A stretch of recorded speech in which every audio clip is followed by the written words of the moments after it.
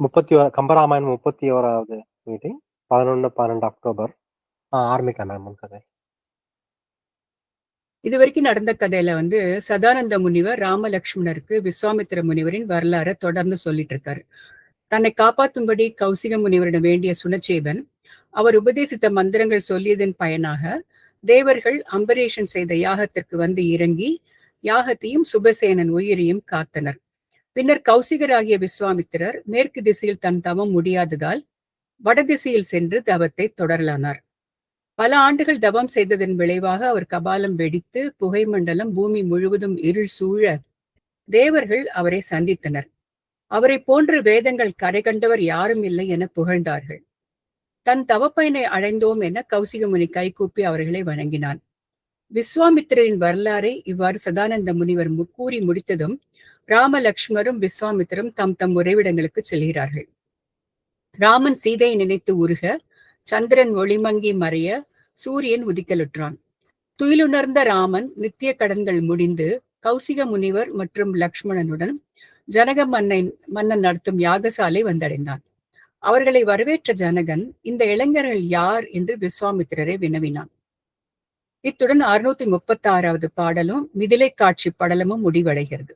அடுத்தது 637வது பாடல். படலம் குலமுறை கிளைத்து படலம் ஆரம்பம் படிக்கிறேன். அதுல படல அமைப்பு சூரிய குலத்தவர்களது பெருமையை கௌசிக முனிவன் ஜனக மன்னனுக்கு கூறுகின்ற செய்தியை சொல்லும் பகுதி என்று பொருள். படல சுருக்கம் ராம லக்ஷ்மணரின் குலமரபை கௌசிக முனிவன் ஜனக மன்னனிடம் மொழிகின்றான். தசரதனின் மகப்பேற்று வரலாற்றை உரைக்கின்றான். அம்மன்னனின் குமரர்கள் கல்வி கற்ற வரலாற்றை எடுத்து கூறுகிறான். பின்னர் ராமன் வேள்வி காத்த திறத்தை சொல்லுகிறான். அந்த ராமனது வில்லாற்றலை பாராட்டுகிறான். அகலிகைக்கு முன்னையை வடிவத்தை தந்த ராமனது பெருமையை பேசுகிறான். ராம லக்ஷ்மணரின் குலமரபை முனிவன் மொழிதல். 637. ஆதித்தன் குல முதல்வன் மனுவினை யார் அறியாதார்? பேதித்த உயிர் அனைத்தும் பெரும் பசியால் வருந்தாமல் சோதித்தன் வரிசிலையால் நிலமடந்தை முலை சுரப்ப சாதித்த பெருந்தகையும் இவர் குலத்து ஓர் தராபதிகான். ஆதித்தன் குலம் சூரிய வம்சத்தில் பிறந்த முதல்வன் மனுவினை முதல் மைந்தனான மனு என்னும் மன்னனை அறியாதார் யார்? உலகத்தில் அறியாதவர் எவர்? எல்லோரும் அறிவர். பேதித்த உயிர் அனைத்தும் பல்வேறு வகைப்பட்ட உயிர் தொகுதிகள் எல்லாம் பெரும் பசியால் வருந்தாமல் மிக்க பசியால் நலியாதபடி சோதி தன் வரிசிலையால் ஒளிமிக்க தனது கட்டமைத்த வில்லால் நிலமடந்தை பூமியாகிய பெண் முலை சுரப்ப முலைப்பால் சுரக்குமாறு சாதித்த செயற்கரிய செயலை முயற்சியால் செய்து முடித்த பெருந்தகையும் பெருமை குணம் நிரம்பியவனும் இவர் குலத்து இம்மைந்தர்களின் சூரிய வம்சத்திலே தோன்றின ஓர் தராபதிகான் பிரிது என்னும் ஓர் அரசனே என்று அறிவாய். மனு காசியப மகாமுனிவரின் மனைவியருள் ஒருத்தியான அதித்தி தேவியினிடம் விவஸ்வான் என்ற பெயருள்ள சூரியன் தோன்றினான். அந்த சூரியன் மகனே மனு. இவனே ராமன் வம்சத்துக்கு ஆதி மனிதன். இந்த மனுக்கள் 14வரில் ஏழாமவன் ஆவான். பிரிது மன்னன் வேணன் என்னும் அரசன் பண்பு கெட்டவன், தீமை செய்வதில் விருப்பமுடையவன். திருமாலை நிந்தித்து வேள்வி முதலானவற்றை செய்ய ஒட்டாமல் தடுத்தான். அதனால் முனிவர்கள் அவனை தருப்பைகளால் அடித்துக் கொன்றார்கள். ஆனால் அவனது வம்சம் பெருக வேண்டி ஒரு மகனை அவன் மூலம் உண்டாக்க விரும்பினர். அதற்காக அவனது வலக்கையை கடைந்து நெருப்பை உண்டாக்கி அதில் பிரம்மனை குறித்து வேள்வி செய்ய அதில் பிரிது என்பவன் நாராயணன் அம்சம் உடையவனாக தோன்றினான். நாட்டில் எங்கும் உணவின்றி தவித்த மக்கள் இப்பிரிது மன்னனிடம் முறையிட்டார்கள். மன்னனும் பூமி தேவியை எதிர்த்து போர் செய்ய பசுவின் வடிவிலுள்ள அவளும் சுயம்புவான மனுவான கன்றிடம் தான் அடக்கி வைத்திருந்த பொருள்கள் அனைத்தையும் சுரக்கச் செய்தாள். குடிமக்களும் அவன் உண்டாக்கின உணவிலே வலிமை பெற்று உயிர் வாழ்ந்தார்கள். பேதித்த உயிர் 4 வகை தோற்றத்து 7 வகை பிறப்பினவாய் பகுக்கப்பட்டுள்ளன உயிர் வகைகள். என்ன மாதிரி கதை இருக்குல்ல? கொஞ்சம் மேல போங்க செந்தில். So, இது வந்து அவருக்கு சூரிய வம்சத்தை பத்தி சொல்றாங்க. அவர் ஆரம்பத்தை மனு எப்படி வந்தாருன்னு சொல்றாங்க. இந்த மனு வந்து இதெல்லாம் கொஞ்சம் புரியல. சூரியன்ல ஆரம்பத்திலே இருந்திருக்கும். பட் அதித்தி தேவியிடேந்து விவஸ்வான் என்ற பெயருள்ள சூரியன் தோன்றினான். அந்த சூரியன் மகனே மனு. மனுக்கு வந்து தந்தை சூரியன்ங்கிற மாதிரி சொல்றாங்கல்ல. ஆமா மேடம். இல்ல விக்கிபீடியா இதுக்கு முன்னாடி தேடி பார்க்கும்போது அப்படிதான் வந்து சூரிய குலத்துல சூரியன்ல இருந்து மனு. சூரிய குலத்துல ஆனா அந்த சூரியனுக்கு பாத்தீங்கன்னா காசிப முனிவருடைய பையன் தான் சூரியனே சொல்றாங்க. அதுதான். அப்ப அதுக்கு முன்னாடி சூரியன் இல்லையா? அடிப்படையா கேள்வி வருது எனக்கு. காசிப முனிவரின் மனைவியான அதித்தி தேவியிடம் அவருடைய மகன் சூரியன் அப்படின்னா அதுக்கு முன்னாடி சூரியனே இல்லையா பிரபஞ்சத்துல? இல்ல சூரியன்கிற பெயர் கொண்ட அரசனா? ஆமா, அந்த குலம் தோன்றதுதான் சொல்றாங்கன்னு நினைக்கிறேன். அப்படிதான் இருக்கணும் இல்லையா? அந்த மாதிரிதான் இருக்கும். Not as a planet. I mean planet இல்லையா? சூரியனை பிளானட் சொல்ல முடியாது. வந்து ஸ்டார். சோ அந்த பெயருடைய அரசனா இருக்கணும். ஏன்னா சூரியன் இல்லாம எப்படி இருந்திருக்க முடியும்? ஆரம்பத்துல மனுஷனுக்கு எல்லாம் முன்னாடி இருந்தது இல்லையா சூரியன்? அந்த குலம் தோன்றதுதான் மேம் அப்படி சொல்றாங்க. ஆனா அவங்களுக்கு பேர் மேபி சூரியன் பேரா இருக்கும். ஆனா அதுல இன்னொன்னு எனக்கு புரியல. அந்த பிருது மன்னன்றவங்க தான் பிருது மன்னனோட வரலாறுல வந்து வேணன்றவங்க சொல்றாங்களே. ஆனா அவங்க கிட்ட இருந்து ஏன் குழந்தை வரணும்னு இவங்க வேள்வி நடத்துறாங்க? அவங்க பேடா இருந்தா கூட ஆனா அவனோட குலம் வளரணும்னு வலது கையில இருந்து கொடைஞ்சு அக்னியை கொண்டு வந்து ஒரு வம்சம் உருவாக்குறாங்க. யாரு? தேவர்கள் எல்லாம் இல்ல? ஆமா, அப்படிதான் முனிவர்கள். முனிவர்கள். அதுல பிருது என்பான் நாராயணனோட அம்சம். அந்த பிருது மன்னனோட வரலாறு தான் சொல்றாங்க. பிருதுவோட பையன் மனு. அப்படிதானே மேம்? பிருது மன்னனோட பையன் மனு. அப்படிதான் வருது இல்லையா? அப்ப இருங்க, ரொம்ப குழப்பது. குரோனாலஜில முதல் லைன்ல வந்து அதித்தியோட மகன் சூரியன், சூரியன் மகன் மனு. கொஞ்சம் மேல போங்க செந்தில், அடுத்த பேரா பார்க்கலாம். இப்ப பிருதுக்கு என்ன சொல்றாங்கன்னா, வேணன்கிறவன் பண்பு கெட்டவன், அவனது வம்சத்துக்காக ஒன்ன உண்டாக்கினாங்க. அதில் பிருது என்ப நாராயண அம்சம் உடையவனாக தோன்றினான். பிருது மன்னனிடம் முறையிட்டார்கள். மன்னனும் பூமி தேவியை எதிர்த்து போர் செய்ய. ஏன் பூமி தேவியை எதிர்த்து? நிறைய கதை புரியல. அந்த பிருது மன்னன் பூமி தேவியை எதிர்த்து போர் செய்ய ஏன் பூமி தேவியை எதிர்த்து போர் செய்ய போனார்? அது ஒருவேளை அந்த எதுவுமே அந்த விளையாம இருக்கும்ல, அதுக்கு வந்து அவங்க விவசாயம் பண்றாங்கல்ல, அத கூட அவங்க அப்படி சொல்றாங்களோ? இருக்கலாம். ஏன்னா உணவின்றி தவித்த ஏன்னா வெரி ஃபர்ஸ்ட் அந்த விவசாயம் பண்றதுன்றது இப்ப கூட ஒரு இது இருக்குல்ல மேம், அந்த பூமிய வந்து டிஸ்டர்ப் பண்ணி அதுல விளையிறத சாப்பிடக்கூடாதுன்னு ஒரு குரூப் ஆஃப் பீப்புள் இருக்காங்க. எங்கேயோ கேள்விப்பட்ட மாதிரி இருக்கு. ஆமா, பட் பூமியை டிஸ்டர்ப் பண்ணாம சாப்பிடுறதுன்னா பின்ன வேற என்ன சாப்பிடுவாங்க? இல்ல மேம், அதுவா வளர்றது அந்த மாதிரி பண்ணாம. ஆமா, அந்த அரிசி விளை வைக்கிறாங்கல்ல, அதெல்லாமே வந்து அப்படி ஒரு குரூப் இருக்காங்க. தானே வர மாதிரி கேள்விப்பட்டிருக்கேன். அதை மட்டும்தான் சாப்பிடுவாங்க அப்படின்னு. அவங்க ஒண்ணும் விளைவிக்காம. ஆனா இந்த இடத்துல வந்து ஃப்ரூட்டேரியன்ஸ் சொல்லுவாங்க. அவங்க வந்து இயற்கையில காய்ச்சி பூத்து கீழே விழறதான் எடுக்கணும். ஆமா. ஆக்சுவலா அந்த ஆப்பிளோட ஃபவுண்டர் ஸ்டீவ் ஜாப்ஸ் வந்து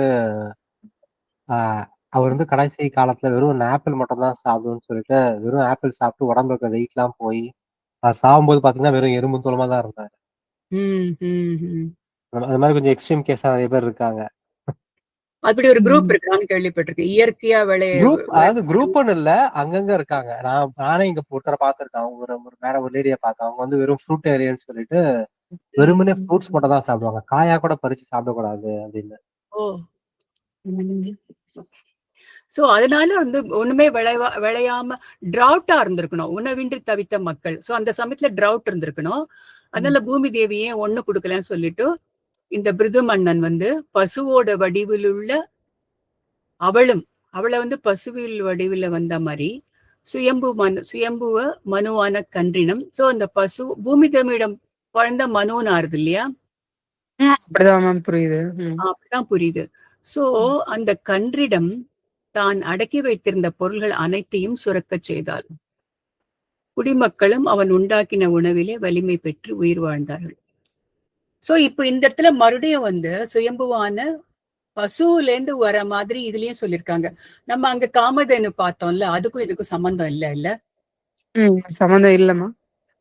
ஓகே. பசுவின் வடிவில் உள்ள அவளும் சுயம்புவான மனுவான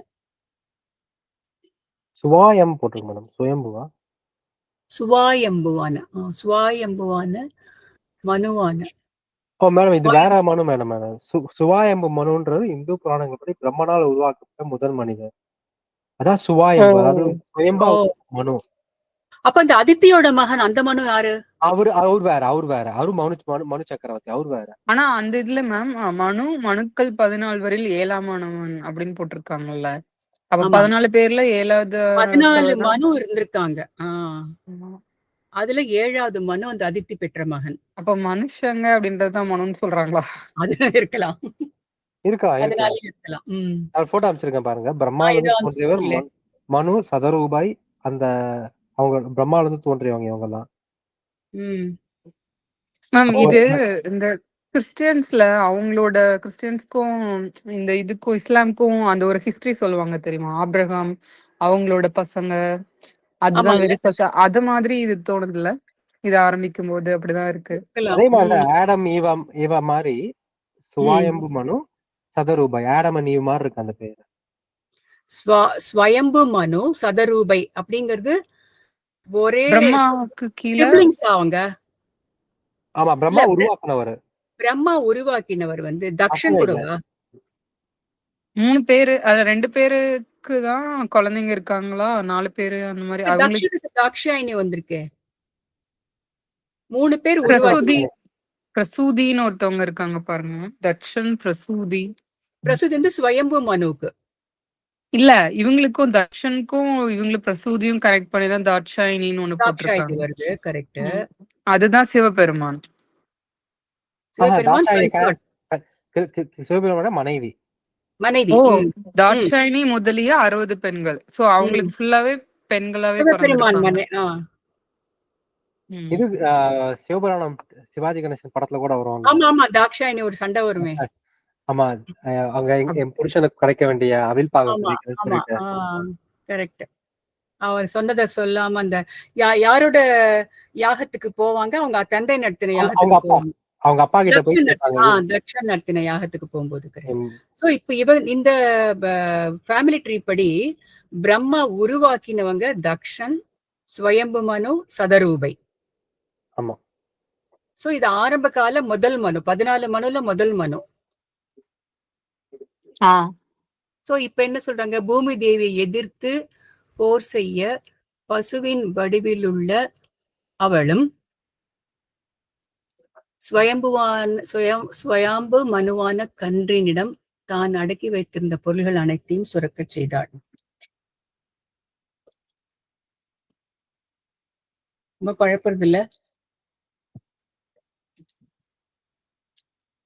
ஒருவேளை அந்த சரி ஃபர்ஸ்ட் வந்து ஆடு மாடு இவங்கெல்லாம் நம்பிதானே ஃபுட்டுக்கு டிபெண்ட் பண்ணியிருந்தாங்கன்ற மாதிரி இருக்கும்ல. ஒருவேளை அது கூட சொல்றாங்களோ, மாடுல இருந்து கன்றுக்குள்ள இது பண்ணாங்க, அத வந்து சாப்பிட்டாங்கன்னு சொல்றாங்கல்ல. அது வந்து இது மாதிரி பாக்கணும். கரெக்ட், நீங்க சொல்ற மாதிரிதான். முதல்ல நிலத்துல இருக்கிறத அப்படியே சாப்பிட்டோம். அதுக்கப்புறம் டொமஸ்டிகேட் பண்ண ஆரம்பிச்சோம். அதாவது பசு அந்த மாதிரி இதெல்லாம் டொமஸ்டிகேட் பண்ண ஆரம்பிச்சோம். அதான் அப்படி சொல்றாங்க. சோ அந்த எவல்யூஷன் ப்ராசஸ் குறிப்பிடுறாங்க அப்படி சொல்றாங்க. ஆமா. பூமி தேவி எதிர்த்து போர் செய்ய பசுவில் வடிவில் உள்ள அவளும் ஸ்வயம்பு மனுவான கன்றினிடம் தான் அடக்கி வைத்திருந்த பொருள் அனைத்தையும் சுரக்க செய்தாள். ஓகே, அதனால பூமி தேவி தன் கிட்ட இருந்ததெல்லாம் கொடுக்குறாங்கிற அர்த்தம். கரெக்டா? ஆனா அதுல இன்னொன்னு லாஸ்ட் லைன், அந்த உயிர் 4 வகை தோற்றத்து 7 வகை பிறப்பினவாய். 7 வகை பிறப்பு நமக்கு தெரியும். அது என்ன 4 வகை தோற்றத்து? வேதித்த உயிர். அது 4 வகை தோற்றம். இங்க எப்பயோ படிச்சிருக்கேன். அந்த பேசிக் கிளாஸ்ல பண்ணுவாங்க. அதாவது கை கால் இருக்கிறது, நீந்தறது, பறக்கிறது, அந்த மாதிரி. கரெக்ட். ஆமா. அது 4 வகை. ஊர்வன, பரப்பன, அதுதானா சார்? ஆமா ஆமா, ஊர்வன பரப்பன நடப்பன. நடப்பன. ஓகே. இன்னும் ஒண்ணு என்ன? ஊர்வன அது தாவரம். தாவரம். ஓகே. ம். ஊர்வன பரப்பன நடப்பன இன்னொன்னு தாவரம். தாவரம். அப்ப 7 வகை என்ன? 7 வகைன்னு அதுலயே 7ஆ மறுபடியும் வர்றதோ? 4 வகை தோற்றம். 4 வகை தோற்றத்து 7 வகை ஓகே. பிறப்பின்மை. 4 வகை தோற்றம் வந்து உயிரின் அடிப்படையில் உயிரினம், சிந்தனை உயிரினம். ஓகே, இருங்க. சரி பார்க்கலாம். ஒருவேளை தேவர்கள், மனிதர்கள் அந்த மாதிரி ஏதோ ஒண்ணு வருமே. அதுவா? ஆமா, தேவர்கள், மனிதர்கள், அசுரர்கள்.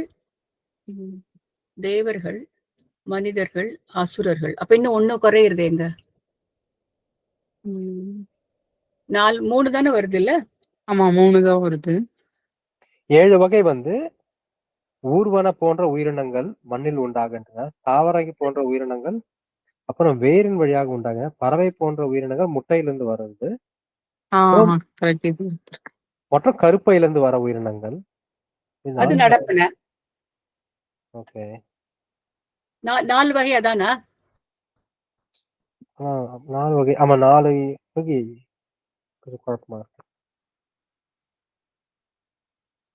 ஆமா, ஆக்சுவலா மேம் 4 வகையில பிறக்கிறது.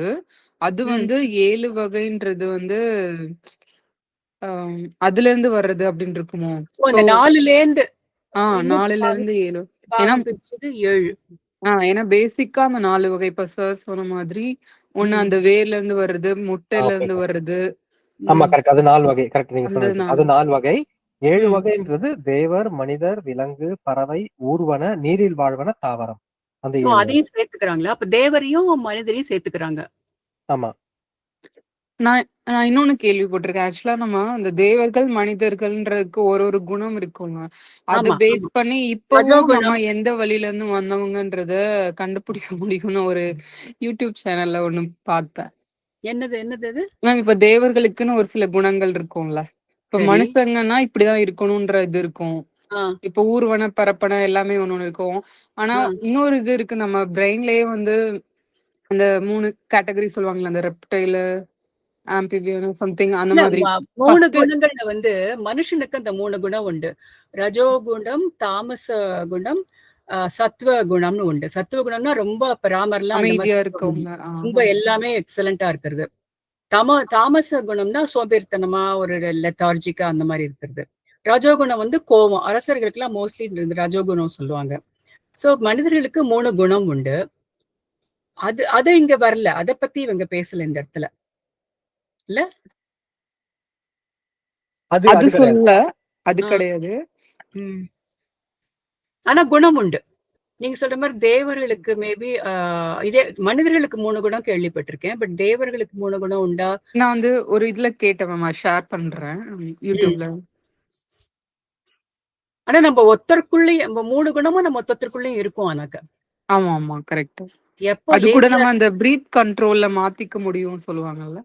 நம்ம சுவாசிக்கிறதுல அதை மாத்த முடியும். இப்போ இந்த குணத்தை மாத்த முடியும். இப்போ வந்து சோம்பேறித்தனமா இருந்தா தாமச குணம் இன்னைக்கு.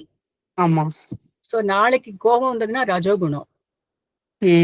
நம்ம ஒரே ஆளுதான். ஆனா வந்து எல்லா குணமும் நமக்குள்ள அடங்கி இருக்கு. ஆனா அந்த ஒன்னொன்னும் ஒரு சிச்சுவேஷன்ல தேவைப்படும் அப்படின்னு. ஆமா, தேவைப்படும், அதிகப்படும். ஒரு சமயத்துல அது அதிகப்படும். ஆமா, டாமினேட்டிங்கா இருக்கும் ஒரு சமயத்துல. அப்ப நம்மளுடைய சுபாவம் வெளியில வரும். அப்ப அந்த எது இருக்கோ அது வெளிப்படும் அப்போ. ஆனா சொல்லுவாங்க ஒருத்தருக்குள்ளயும் ஒரு குணம் இருக்க மாதிரி. அந்த I'm okay you are okay புஸ்தகம் இருக்கே, கேள்விப்பட்டிருப்பீங்க இல்லையா? என்ன book? I'm okay you are okay. இருங்க, என்கிட்ட இங்க இருக்கு பாக்குறேன். பீட்டர் பிரின்சிபல்ல வருதா? I'm okay you are okay புக்ல வந்து நம்ம ஒருத்தருக்குள்ளயும் ஒரு அடல்ட், ஒரு சைல்டு எல்லாரும் இருக்காங்கிறது அதை சொல்லும். அது தாமஸ் ஹாரிஸ். டைட்டில் வந்து I am okay you are okay. Thomas Anthony Harris. I think so. Not the Peter principle. எங்கேயோ இருக்கு, பாக்குறேன், சொல்றேன் அப்புறம் உங்களுக்கு. அதான் நீங்க சொல்றதா மேடம். யார் ஆண்டனியா? என்ன பேரு? Thomas Anthony Harris. மேபியா. அதுல வந்து அதுல குறிப்பிடுவாங்க ஒவ்வொரு ஒவ்வொருத்தருக்குள்ளேயும் வந்து ஒரு அடல்ட் இருக்காங்க, ஒரு சைல்டு இருக்காங்க அப்படிங்கிற மாதிரி வரும். ஸோ எப்போ நம்மளோட குணம் வந்து மேல வருதோ அப்போ வந்து அதுக்கு ஏத்த மாதிரி சில சமயம் ரொம்ப நல்லா சென்சிபிளா பிஹேவ் பண்ணுவோம், அப்போ அது அடல்ட் அந்த மாதிரி. சில சமயம் சைல்டிஷா நம்மளுக்குள்ளேயே வரும், ஸோ அது சைல்டு அந்த மாதிரி வரும் அது. ஸோ அது மாதிரி இந்த குணங்கள் நீங்க ராமலட்சுமி சொன்ன மாதிரி இந்த எல்லா குணமும் எல்லாருக்குள்ளேயும் இருக்கு. ஆனா அது கிடையாது. ஆக்சுவலா வந்து இப்ப இப்போ ஒரு நல்ல மனுஷன் அப்படின்னு சொல்லுவாங்கல்ல டிபிக்கலா சொசைட்டில. ஆமா. அது வந்து ஆ. அவங்க மத்தவங்க கஷ்டப்பட்டாங்கன்னா உதவுறது, ஆமா, அந்த ஆமா. பழி வாங்காம இருக்கிறது, அந்த மாதிரி இதை வந்து மனுஷங்களுக்குன்னு ஒண்ணு பிக்ஸ் பண்ணிருக்காங்கன்னா அதுல இருந்து அவங்க எப்பவுமே மாற மாட்டாங்க. ஆனா ஒரு சில பேர் வந்து அந்த எனக்கு எனக்கு ஏதாவது ஒண்ணு பிடிக்கலன்னா அதுக்காக ஒண்ணு ரியாக்ட் பண்றாங்கல்ல. இப்போ ராமர்லாம் பாத்தீங்கன்னா டிபிக்கலா அவர் ஒரு இலக்கணம் வகுத்து அப்படி வாழ்ந்தாங்க. சோ அவங்களதான் வந்து அந்த மனுஷங்க கேட்டகரியில, இப்ப தேவர்களுக்கு அடுத்து மனுஷங்களா வராங்கன்னா அவங்களதான் அந்த கேட்டகரியில வைக்கிறாங்க. அதுக்கு அடுத்து வர்றவங்கள வந்து அந்த இதுல வைக்கிறது இல்ல. சோ அதை பொறுத்து நம்ம என்ன இதுல வந்திருக்கோம் அப்படின்ற மாதிரி சொல்றாங்க. என்ன கேட்டகரியில? என்ன இதுல வந்திருக்கும். அப்போ இந்த 7 வகை பிறப்புன்னு இருக்குல்ல, இப்போ நம்ம மனுஷங்களா இருந்தாலுமே நமக்குள்ள ஒரு 3-4 இது இருக்குன்னா அந்த இதுல இருந்து தான் வந்திருக்கோம் நம்ம. அந்த 7 வகை அடுத்த கேட்டகரி போறதுக்கு வந்து இப்ப மனுஷங்களே அடுத்தடுத்த பிறவி எடுக்கிறாங்கன்னா அதுவும் ஒரு காரணம் அப்படின்ற மாதிரி சொல்றாங்க. இருக்கலாம் குவாலிஃபிகேஷன்ல அதெல்லாம். Qualification correct. 7 வகையில வந்து அடிப்படை 4 வகை தவிர இன்னொரு 3 வகையை சேர்த்திருக்கிறது. அதாவது நடப்பன பரப்பன ஊர்வன தவிர 4 வகையை தவிர தேவர்கள், அசுரர்கள், மனிதர்களை சேர்த்து நான் மொத்தம் 7 வகைன்னு குறிப்பிடுறாங்கன்னு நான் நினைக்கிறேன். கரெக்ட் மேம், அப்படிதான். மொத்தம் 7 வகையா? சரி, ஒரு பாதியான புரிஞ்சுட்டு இருக்கோமா? கொஞ்சம் போக போக விளக்கம் வரும்னு நினைக்கிறேன். வரும், பார்க்கலாம். 638க்கு போலாம். இதை நோட் பண்ணிக்கலாம். 637ல கொஞ்சம் ரொம்பவே திணறினோம், பார்க்கலாம். அதை வில் ஜஸ்ட் நோட் தட். அப்புறம் என்னைக்கான மறுபடியும் விளக்கம் கிடைக்கும் போது 637 ஞாபகம் வரும். சரி, 638. பிணி அரங்க வினை அகல பெருங்காலம் தவம் பேணி மணி அரங்கு அம் நெடுமுடியாய் மலர் அயனை வழிபட்டு பணி அரங்க பெரும்பாயர் பருஞ்சுடரை யாம் காண அணி அரங்கம் தந்தானை அறியாதார் அறியாதார். மணி நவரத்தினங்களும் அரங்கு அழுத்தி பதித்த அம் நெடுமுடியாய். இந்த இடத்துல நெடுமுடின்னு வருது இல்ல, இன்னு வந்திருக்க வேண்டாமோ? ஏன்னா இந்த பக்கம் நான் இருக்கிறதுனால நெடுமுடியாய் அப்படித்தான் வந்திருக்கு. கம்பெனி இலக்கணம் சொல்லி தரலாமா நம்ம? சரி, வாங்க போலாம் மேல. நெடுமுடியாய் அழகிய பொன் முடியுடைய ஜனக மன்னனே, பிணி அரங்க நோய் நீங்கவும் வினை அகல அவற்றிற்கு காரணமாகிய தீவினைகள் ஒழியவும் பெருங்காலம் அநேக ஆண்டுகள் தவம் பேணி தவத்தை விருப்பத்தோடு செய்து மலர் அயனை தாமரை பூவில் தோன்றிய பிரம்மனை வணங்கி வழிபட்டு பணி அரங்கம் அவன் அருளால் ஆதிசேஷனாகிய பாம்பின் உடலை பெரும்பாயல் பெரிய பள்ளி மெத்தையாக பரஞ்சுடரை கொண்டுள்ள ஒளி வடிவமான திருமாலை யாம் காண் எம்மை போன்றவரும் கண்டு உய்யுமாறு அணி அரங்கம் அழகிய திருவரங்க விமானத்தோடு தந்தானை சத்திய உலகத்திலிருந்து பூமிக்கு கொண்டு வந்த இந்த வம்சத்தவனான இக்ஷவாகு மன்னனை அறியாதவர் அறிவில்லாதவரே ஆவர். இருக்கான்னு மேல திருவரங்கம் வைகுண்டம் திருப்பார்கடல் யோகியரின் உள்ள தாமரை என்னும் இவற்றை காட்டிலும் திருமால் மனம்புவந்து எழுந்தருள் இருக்கும் இடமாதல் பற்றி இவ்விமானத்திற்கு அரங்கம் என பெயர் அமைந்தது. இக்ஷவாகு மன்னன் வைவச்சுவத மனுவின் மகனாகிய இக்ஷவாகு மன்னன் பிரம்மனை நோக்கி பலகாலம் தவம் புரிந்து அவன் அருளால் திருமாலை பெற்று திருவயோத்திக்கு எழுந்தருளச் செய்து பிரதிஷ்டை செய்து வழிபாடு செய்தான். அந்த அரங்கநாதனே ரவிகுல மன்னவருக்கு குலதெய்வமாக விளங்கினான். பரஞ்சுடர் கதிரவன் சந்திரன் நெருப்பு என்னும் முச்சுடர்களிலும் மேம்பட்ட ஒளியுருவம். இதுதான் அந்த ஃபேமஸ் கதை, ஸ்ரீரங்கம் தோன்றின கதையை தெரியும் இல்லையா உங்களுக்கு? தெரியாது மேம். அது என்னது? இந்த அரங்கன் தான், இந்த ரங்கனை வந்து இது கொஞ்சம் மேல போங்க. திருமாலோட பெருமையை சொல்றாங்க இந்த இடத்துல. நவரத்தினங்கள் எல்லாம் பதிச்ச அந்த மாதிரி இதுல இருக்கிற தவத்தை விருப்பத்தோடு செய்து தாமரை பூவில் தோன்றிய பிரம்மனை வழிபட்டு வணங்கி, யாரு அந்த இக்ஷவாகு மன்னன். அந்த இக்ஷவாகு மன்னன் வந்து பிரம்மனை நோக்கி தவம் புரிஞ்சு ஆதிசேஷனை படுக்கையா கொண்ட திருமாலை எம்மை போன்றவரும் கண்டு நம்ம எல்லாருமே வணங்கத்துக்கு ஏத்த மாதிரி அந்த திருமாலையே வந்து பெற்றாராம் பிரம்மனை தவம் செய்ததுனால. இன்னும் கொஞ்சம் மேல போங்களேன்.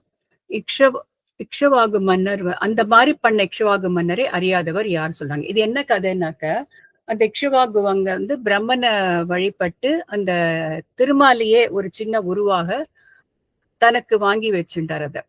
அதை வாங்கி வச்சுட்டு அதை தூக்கி அதை பிரதிஷ்டை பண்ண. ஆனா இந்த இடத்துல திரு அயோத்திக்கு எழுந்தருள செய்துன்னு போயிட்டு இருக்காங்க. ஆனா அந்த அயோத்தியில தான் இருந்தார் அவர். இவங்க இக்ஷவாகு மன்ன குலம் அங்கதானே இருந்தாங்க இல்லையா? சோ அந்த திருமாலை வந்து தான் பெற்ற அந்த திருமாலை, அந்த பள்ளி கொண்ட உருவத்தோட பெற்ற திருமாலை வந்து அயோத்திக்கு எழுந்தருள செய்து அங்க பிரதிஷ்டை பண்ணி அந்த இக்ஷவாகு மன்னன் வழிபட ஆரம்பித்தான். அந்த ரகுநாதன், அந்த ரங்கநாதனே ரவிகுல மன்னவருக்கு குலதெய்வமாக விளங்கினான். அந்த ஸ்ரீரங்கத்துல ரங்கநாதன் வந்த கதை இருக்கு, நான் சொல்றேன். அதுக்கு அங்க இருந்த ரங்கநாதர் வந்து அயோத்தியில தான் முதல்ல இருந்தார். இக்ஷவாகு மன்னனுக்கு அந்த குலத்துக்கே கடவுளாக அவர் தான் இருந்தார். அப்போ நடுவுல அது ரகுகுலம் இல்லையா? ரவிகுல மன்னருக்குன்னு போட்டிருக்காங்க. ரவிகுலம் ரகுகுலம் ரெண்டும் சேம் தானே? ரெண்டும் சேமா? ஓகே. சூரிய குலம் தானே. இக்ஷவாகு சூரிய குலம், ரவிகுலம். சோ ரகுகுலம் ரவிகுலம் ரெண்டும் சேம் தான் அது. சோ ஆனா அந்த கதை கிளை கதை என்னன்னாக்க, அந்த அயோத்தியில இருந்த ரங்கநாதரை வந்து அந்த பட்டாபிஷேகம் எல்லாம் ஆகி இந்த சண்டையெல்லாம் முடிஞ்சதுக்கு அப்புறம் அயோத்தியில திருப்பி அமர்றாங்க இல்லையா ராமரும் சீதையும். அப்ப வந்து விபீஷ்ணனும் கூட போயிருக்காரு இல்லையா? விபீஷ்ணன் திரும்பி வந்து இலங்கைக்கு போகும்போது ராமர் வந்து இந்த ரங்கநாதனை ராமர் கூடவே இருக்கணும்னு சொன்னதுனால, திருமாலோட உருவம் தானே இந்த ரங்கநாதரை விபீஷ்ணனை நீங்க இலங்கைக்கு எடுத்துக்கொண்டு போன்னு சொல்லியிருக்காரு. சோ அப்ப வந்து விபீஷ்ணன் இலங்கைக்கு எடுத்துக்கொண்டு போகும்போது அந்த கடந்து போகும்போது அந்த காவேரி கரையில அந்த கொள்ளிடமும் காவேரி சேர்க்கிற அந்த ஐலண்ட் இருக்குல்ல ஸ்ரீரங்கம், அந்த இடத்துல வச்சுட்டு அவர் வந்து காலையில நீராடுற கடன்கள்லாம் முடிக்கிறதுக்கு ஆத்துல இறங்கும் போது அந்த ரங்கநாதர் அந்த கரையில இருந்து திருப்பி எடுத்துக்கவே வரலையா, அங்கேயே தங்கிட்டாராம் அவர். ரங்கநாதர் அந்த இடத்துல வந்த கதை அதுதான் சொல்லுவாங்க. அதுதான் நான் கேள்விப்பட்டிருக்கேன். அப்புறம் சரியான அப்புறம் செக் பண்ணலாம். பட் இது நான் வழியா கேள்விப்பட்ட கதை இது. அதாவது இந்த ரகு வம்சம்ங்கிறது சூரிய குலத்துல இருந்து பிரிஞ்சு தனியா வந்த ஒரு வம்சம். அதாவது சூரிய குலம் தான் முதல் வம்சம். அதுல இருந்து அடுத்து வந்தவங்க, அதாவது சூரிய குலத்துல வந்தவர் இஷ்வாகு, அவருல இருந்து வர வம்சம் ரகுகுலம். இக்ஷ்வாகு நிறுத்திடுறாங்களா சூரிய குலத்தை? அந்த அதாவது சூரிய குலத்துல இருந்து வந்த நிறைய பேர்ல இக்ஷ்வாகு ஒருத்தர். இக்ஷ்வாகுல இருந்து தோன்றது ரகுவம்சம். அதாவது சூரிய குலத்துல இருந்து சப்டிவிஷன் மாதிரி அது. Okay okay. எக்ஸாக்ட்டா அவங்க சூரிய குலம் அந்த சந்திர குலம்னு மாறுதுல மேம், ஒருவேளை அதுவா இருக்கலாம். ஆனா இந்த இடத்துல இருந்து அந்த ரங்கநாதனே ரவிகுலம்னா சூரிய குலம் தான் இல்லையா? சூரிய குலம் மன்னவருக்கு குலதெய்வமாக விளங்கின. அயோத்தியில இருந்த வரைக்கும் அந்த வம்சம் இக்ஷவாகுவோ ரவிகுல அம்சமோ இந்த ரங்கநாதனை வழிபட்டு வந்தாங்க, குலதெய்வமாக இருந்தார். காளிதாசரோட புக்கு ரகுவம்சம் ஒண்ணு இருக்கு, அது யாராவது படிச்சு கேள்விப்பட்டிருக்கீங்களா கதையை பத்தி? கேட்டிருக்கேன், ஆனா படிச்சது இல்ல. அதுல வந்து கதை இருக்கா? இல்ல தேடி பார்க்கும்போது காளிதாஸ் வந்தது. சரி, அது யாராவது தேடி கொஞ்சம் இல்ல நான் படிச்சது கேள்விப்பட்டிருக்கேன், எனக்கு படிச்சது இல்ல. அது ரொம்ப இலக்கியமான அந்த மாதிரி புக்கா இல்ல என்ன மாதிரி சார்? சமஸ்கிருதம் இல்லையா? ஆமா, ஏன்னா காளிதாசர் வந்து கம்பருக்கு ரொம்ப முன்னாடி வந்தது. ஒருவேளை கம்பர் அதுல இருந்து எடுத்து எழுதிருக்கு. ஏன்னா அவர் கம்பர் எல்லாத்தையும் படிச்சவர் வேற. ஆமா ஆமா, அதுல இருந்து எடுத்து எழுதிருக்கலாம். நிச்சயமா இருக்கு, எல்லாத்தையும் ரெஃபர் பண்ணி தானே பண்ணிருக்காரு. ஆனா இந்த அயோத்திக்கு அவர் எப்படி வந்தாருங்கிறத சொல்லியிருக்காரு. அயோத்தியில இருந்து ஸ்ரீரங்கத்துக்கு வந்த கதை நான் கேள்விப்பட்ட கதை. ஸ்ரீரங்கத்தோட ஸ்தல புராணம் படிச்சீங்கன்னா அதுல தெரியும் அங்க ரங்கநாதர் வந்து வந்தாருன்னு. அயோத்தி டு ஸ்ரீரங்கம் எவ்வளவு இருக்கும் மேம்? அவ்வளவு தூரம் இருக்கும். அப்பெல்லாம் விமானத்துல போயிருப்பாரு அவரு, அந்த கால விமானத்துல. அப்படிதானே சொல்லுவாங்க இல்லையா? இதுல வந்து இருக்கலாம். அயோத்தி எதுன்றதே ஏன்னா ஒரு சிலர் அயோத்தி நேபாள்ல இருக்குன்றாங்க, ஒரு சிலர் இப்ப இருக்க ஆப்கானிஸ்தான்ல இருக்குன்றாங்க. இப்ப போய் இப்ப நீங்க அயோத்தியில இருக்கிற ராமர் கோயில போய் சொல்லுங்க, உங்களை எல்லாரும் அடிக்க வருவாங்க. இதோட பேசிக்கிறது அதோட நான் வெளியே எங்கேயும் பேச மாட்டேன். இப்ப என் பேஸ்மெண்ட்ல இருந்து பேசுறதோட சரி. ஐயா, அவர் இவங்க சொல்லியிருக்கிற கதைப்படி அயோத்திக்கு ரங்கநாதர் எழுந்தருள செய்தார். அந்த ரங்கநாதனே ரவிகுல மன்னருக்கு குலதெய்வமாக விளங்கினான். அதோட இப்ப சதிக்கு கம்பர் நிறுத்தியிருக்காரு. நம்ம இன்னும் பின்னாடி விளக்கம் சொல்லுவாரோ என்னமோ. Okay ma'am. அடுத்தது படிக்கலாமா? 639. தான் தனக்கு வெலர்க்கு அரிய தானவரை தலை துமித்து என்வான் தரக்கிற்றிக் கொள் என்று குறை இறப்ப வரம் கொடுத்து ஆங்கு ஏன்று எடுத்த சிலை நான் ஆய் இகழ் புரிந்த இவர் குலத்து ஓர் தோன்றலை பண்டு இந்திரன் கான் விடையேறாய் சுமந்தானும். தான் இந்திரன் தான் தனக்கு வேலர்க்கு அறிய தன்னால் வெல்வதற்கு முடியாத தானவரை அசுரர்களின் தலை துமித்து தலைகளை துணித்து வான் தரக்கிற்றிக்கொள் தேவலோகத்தை அவர்களிடமிருந்து மீட்டுக் கொடுக்க வல்லமையுடையவரா நீர் என்று கூறி குறை இறப்ப தனது குறையை சொல்லி வேண்ட வரம் கொடுத்து அவ்வாறே செய்வதாக வாக்களித்து இந்திரனுக்கு அந்த வரத்தை கொடுத்து ஆங்கு என்று அப்பொழுதே அச்செயலை மேற்கொண்டு எடுத்த சிலைனனாய் கையில் வில்லை பிடித்தவனாக இகழ் புரிந்த அசுரர்களோடு போர் செய்த இவர் குலத்து இந்த குமரர் தோன்றிய ரவி வம்சத்திலே பிறந்த ஓர் தோன்றலை புரிஞ்சயன் என்னும் அரசனை பண்டு முன்காலத்தில் விடையேறாய் காளை வடிவமாய் சுமந்தானும். அப்பொழுது சுமந்து நின்றவனும் இந்திரன் கான் தேவர் தலைவனான அந்த இந்திரனே ஆவான். ககுத்தன் முன்காலத்தில் தேவர்க்கும் அசுரர்க்கும் நிகழ்ந்த போரில் தேவர்கள் தோற்றார்கள். அதனால் தேவர்கள் திருமாலிடம் முறையிட அவனும் அவர்களை நோக்கி நான் இப்பூமியில் இக்ஷுவாகின் மகனான சசாதன் மகனாக புரஞ்சயன் என்னும் மன்னனாக தோன்றி அந்த அசுரர்களை அழிப்பேன் என்றான். தேவர்கள் அவனிடம் சென்று கூற அப்புரஞ்சயனும் இந்திரன் வாகனமாக எனக்கு அமைந்தால் அவன் மேல் ஏறி போர் செய்து அசுரரை மாய்ப்பேன் என்றான். அப்பொழுது இந்திரனும் தடை சொல்லாது காளை வடிவம் எடுக்க புரஞ்சயன் அதில் ஏறி போர் செய்து அசுரரை அழித்தான். எருது வடிவான இந்திரனின் ககுத் எனப்படும் முசுப்பில் ஏறி இருந்தமையால் ககுத்தன் எனப்பட்டான். சோ கதை எவ்வளவு கதை இருக்கு. திருமால் வந்து இந்த இந்த முன்காலத்துல தேவர்களுக்கும் அசுரருக்கும் நடந்த போரில் தேவர்கள் தோற்றதுனால தேவர்கள் திருமாலிடம் முறையிட திருமால் வந்து இக்ஷுவாகின் மகனான சசாதனன் மகன், அதான் இக்ஷுவாகு தாத்தா.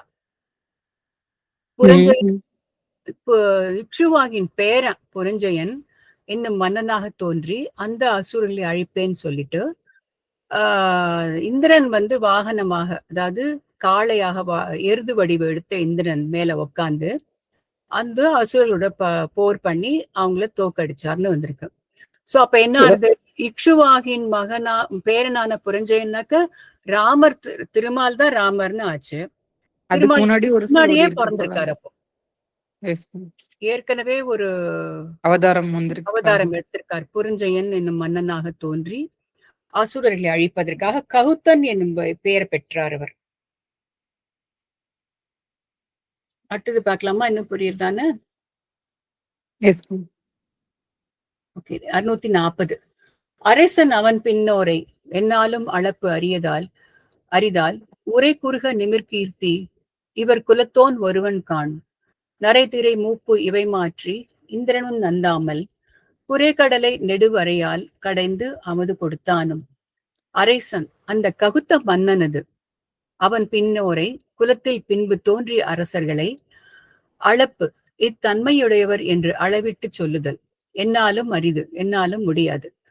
நரை முடி வெளுத்தலும் திரை உடம்பின் தோல் சுருங்குதலும் மூப்பு இவற்றிற்கு காரணமான முதுமை தன்மையும் இவை என்னும் இவற்றை மாற்றி நீக்கி இந்திரனும் தேவேந்திரனும் மற்ற தேவர்களும் நந்தாமல் சாகாதபடி குறைகடலை ஒலிக்கின்ற பார்க்கடலை நெடுவரையால் பெரிய மந்திர மலையால் கடைந்து அமுது கொடுத்தானும் அதிலிருந்து தேவர்களுக்கு அமுதத்தை எடுத்து கொடுத்தவனும் உரை குறுக மொழியில் சொற்கள் குறையும்படி நிமிர்கீர்த்தி மிகுதியான புகழுடைய இவர் குலத்தோன் இந்த மைந்தர்களது குலத்தில் உதித்த ஒருவன் கான் ஓர் அரசனே ஆவான்.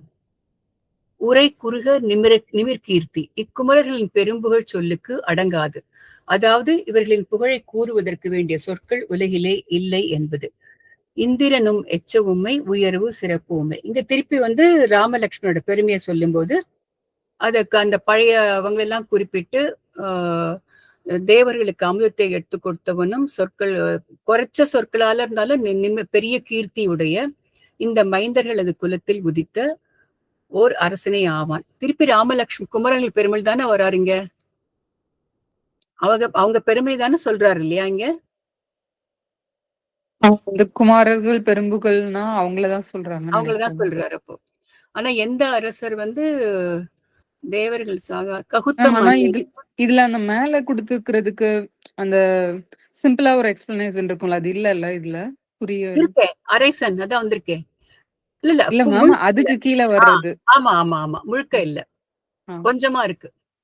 2 வரியில கொடுத்திருக்காங்க. இல்ல இதுல அந்த இவர் குலத்தோன் இந்த மைந்தர்களது குலத்தில் உதித்த ஒருவன் கான் ஓர் அரசனை, அது யாரு? இந்த மைந்தர்களுக்கு குலத்து அந்த அரசன், அதாவது ககுத்தன். அந்த ககுத்தன் இந்த மைந்தர்களுக்கு முன்னோடி அப்படிங்கிற அர்த்தத்துல. ஓகே. ககுத்தன்கிறது அந்த புரஞ்சயன், அதாவது மனு யாரோட பேரன்னு பார்த்தோம், இக்ஷவாகுவோட புரஞ்சயன். புரஞ்சயன் அந்த எருது மேல சண்டை போட்டனால ககுத்தன்னு பேரு. அந்த ககுத்தன் மன்னன் வழி வந்தவங்க இந்த குமாரர்கள் அப்படிங்கிற மாதிரி. இந்த இக்ஷவாகுன்றவங்க தான் மனு குலத்துல வர்றவங்களா? சாரி, ரகுகுலத்துல, ரவிக்குலம். முதல் மன்னன். இதுலயே முதல் பாடல்ல வந்தது இல்லையா, இக்ஷவாகு முதல் மன்னன் அந்த மனு குலத்துல. அதனால 14 வகை மனுல இந்த மனு 7வது மனுன்னு குறிப்பிட்டிருந்தாங்க இல்லையா. Okay ma'am. அப்ப அந்த மனு நீதி மன்னன் நம்ம ஒண்ணு படிச்சிருக்கோம்ல, அது அவரும் 14 மனு வந்தாச்சு. இப்ப இதுல எந்த மனுன்னு தெரியாது. அது இப்போ அவரு மேபி லேட்டரா பேர் மட்டும் அப்படி வச்சிருக்காங்களா? இருக்கலாம். 14 வகை மனு யாரு அப்படின்னு நம்ம அடுத்தது அதை பார்க்கணும்.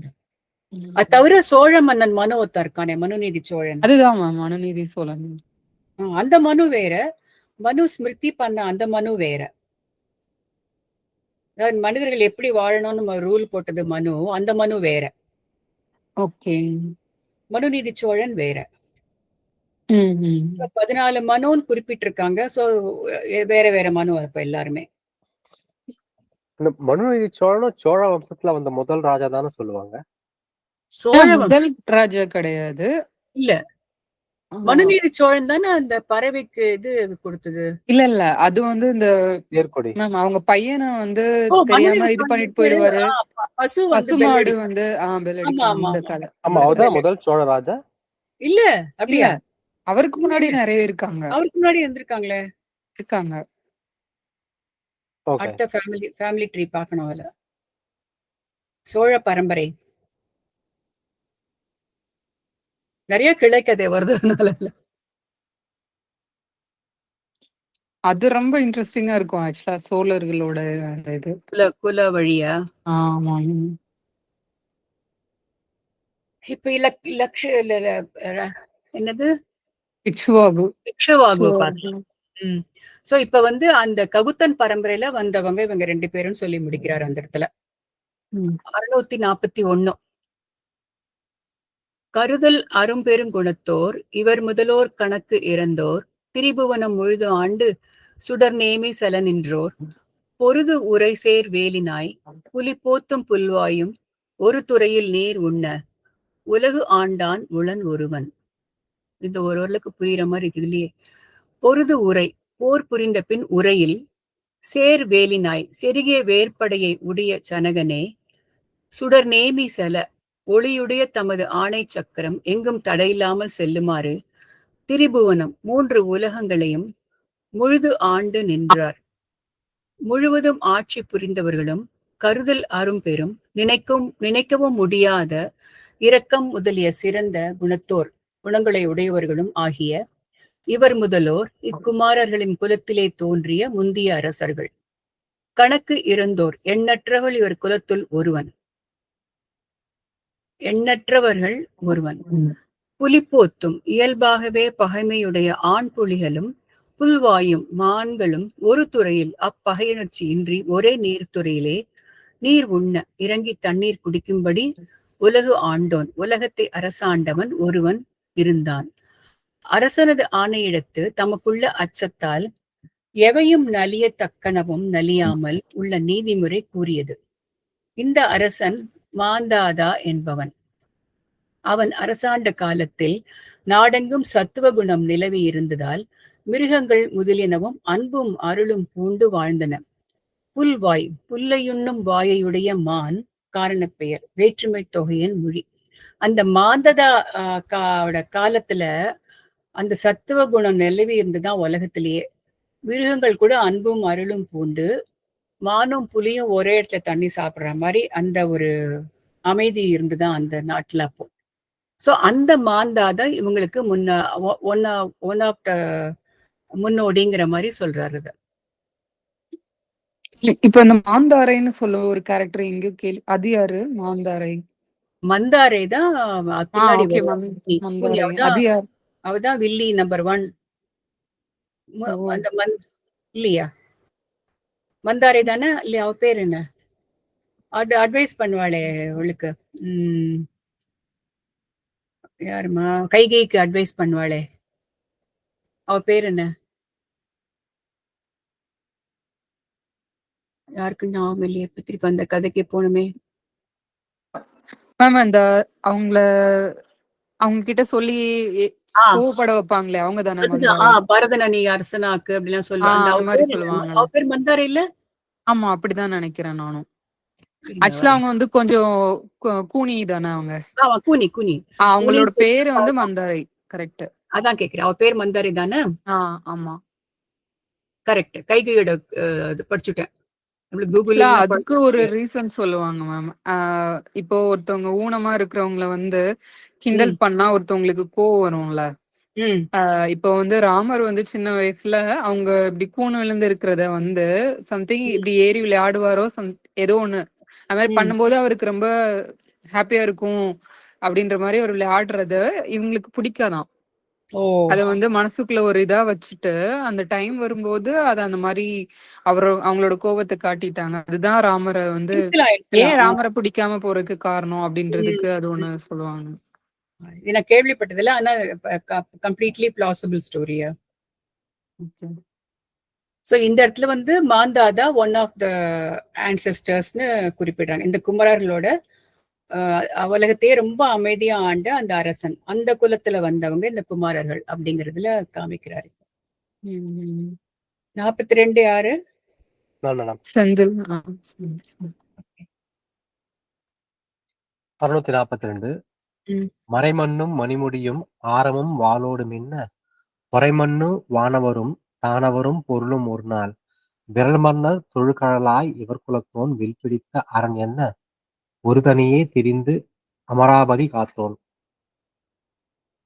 விரல் மன்னர் வெற்றியையுடைய அரசர்கள் தொழுகழலாய் பலரும் வணங்குகின்ற அடிகளை உடையவனே.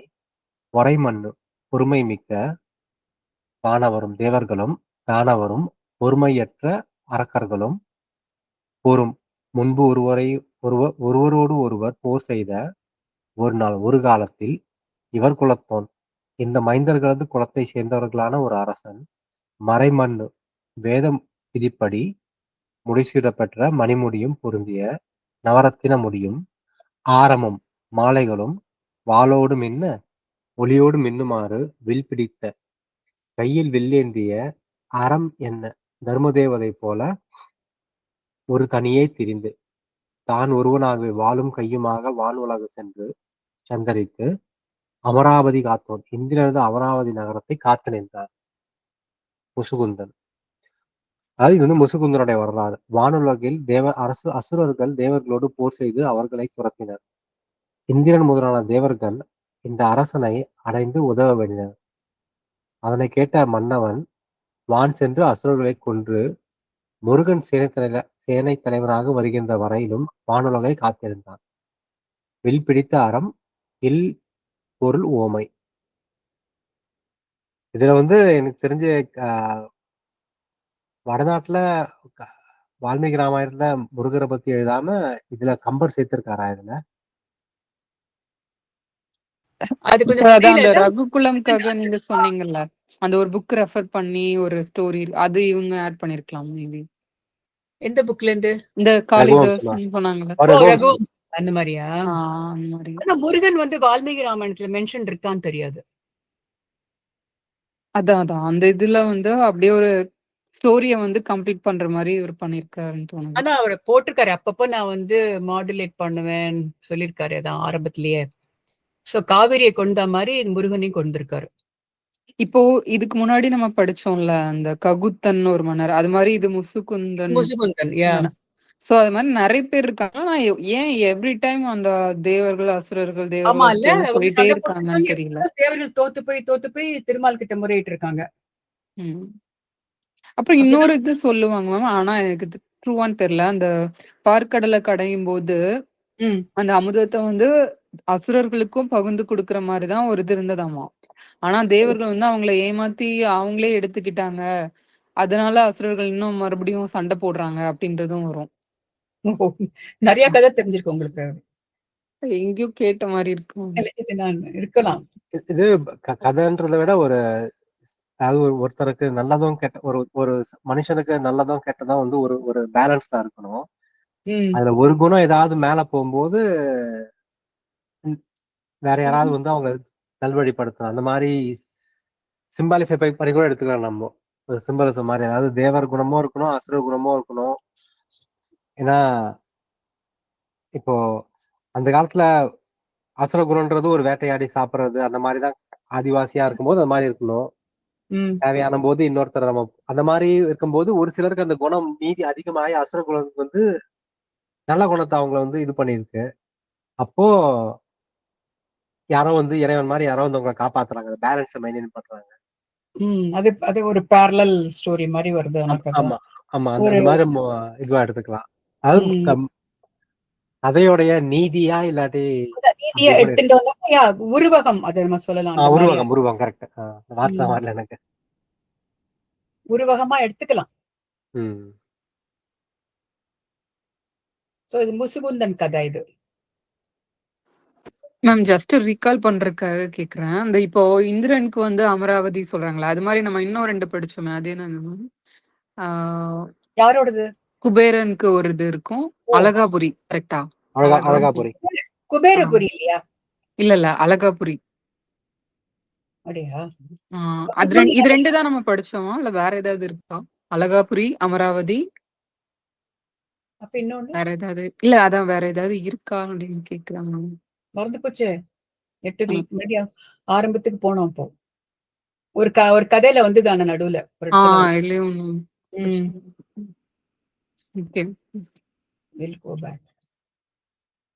எவ்வளவு தூரம் ஞாபகம் இருக்குங்கிறது தெரியாது. திருப்பி முதலேருந்து எல்லாத்தையும் அப்பப்போ அந்த உரை மட்டும் படிச்சுட்டே வந்தா ஞாபகம் இருக்க மாட்டோம் இல்ல. இல்ல நீங்க ஒவ்வொருத்துக்கும் அந்த இன்ட்ரோடக்ஷன் மாதிரி சொல்றீங்களா மேம், அதுல கொஞ்சம் அப்படியே அதுலதான் ஸ்டோரி மட்டும் ரீகால் ஆகும், மத்தபடி ஸ்டோரி ரீகால் ஆகும். கரெக்ட். விவரிப்பு எல்லாம் நிறுத்திடுறோம். அதுல நிறைய டிஸ்கிரிப்ஷன்ஸ் இருக்கு, அதெல்லாம் நிறுத்திடுறோம். கதையை மட்டும் பார்த்துட்டு வரோம். உனக்கு இது நம்ம கம்பராமாயணம் இல்லாம நம்ம வந்து வெறுமனா ஏதாவது புக் எடுத்து படிச்சாலும், இப்போ தோஸ்தோவ்ஸ்கி புக் எடுத்து படிச்சாலும் அதுல வந்து ஒரு 50-60 கேரக்டர் வரும். மனசுல இருக்கிறது ஒரு 10 கேரக்டர் மட்டும் தான் மனசுல இருக்கும். அதனால நம்ம படிக்கும்போது நம்மளுக்கே சில சமயம் மறந்து போயிடும் கண்டினியூட்டி. திருப்பி பின்னாடி போய் தான் பார்ப்போம். ஆமா ஏன்னா இப்போ ராமலட்சுமி சொன்னாங்க, நீங்க தோஸ்தோவ்ஸ்கி படிச்சிருக்கீங்க ஏதோ ஒரு கதையில. ஆமா அதுல அவரு அந்த அவரோட இதுல காரமாசோ பிரதர்ஸ்ல ஒரே அதுல ஏகப்பட்ட கேரக்டர்ஸ். அதுல ஒரு கேரக்டர் மெயின் கேரக்டர் அலியோஷாக்கு. அலியோஷாவுடைய டைட்டில் என்ன? பிரதர்ஸ் காரமாசோ.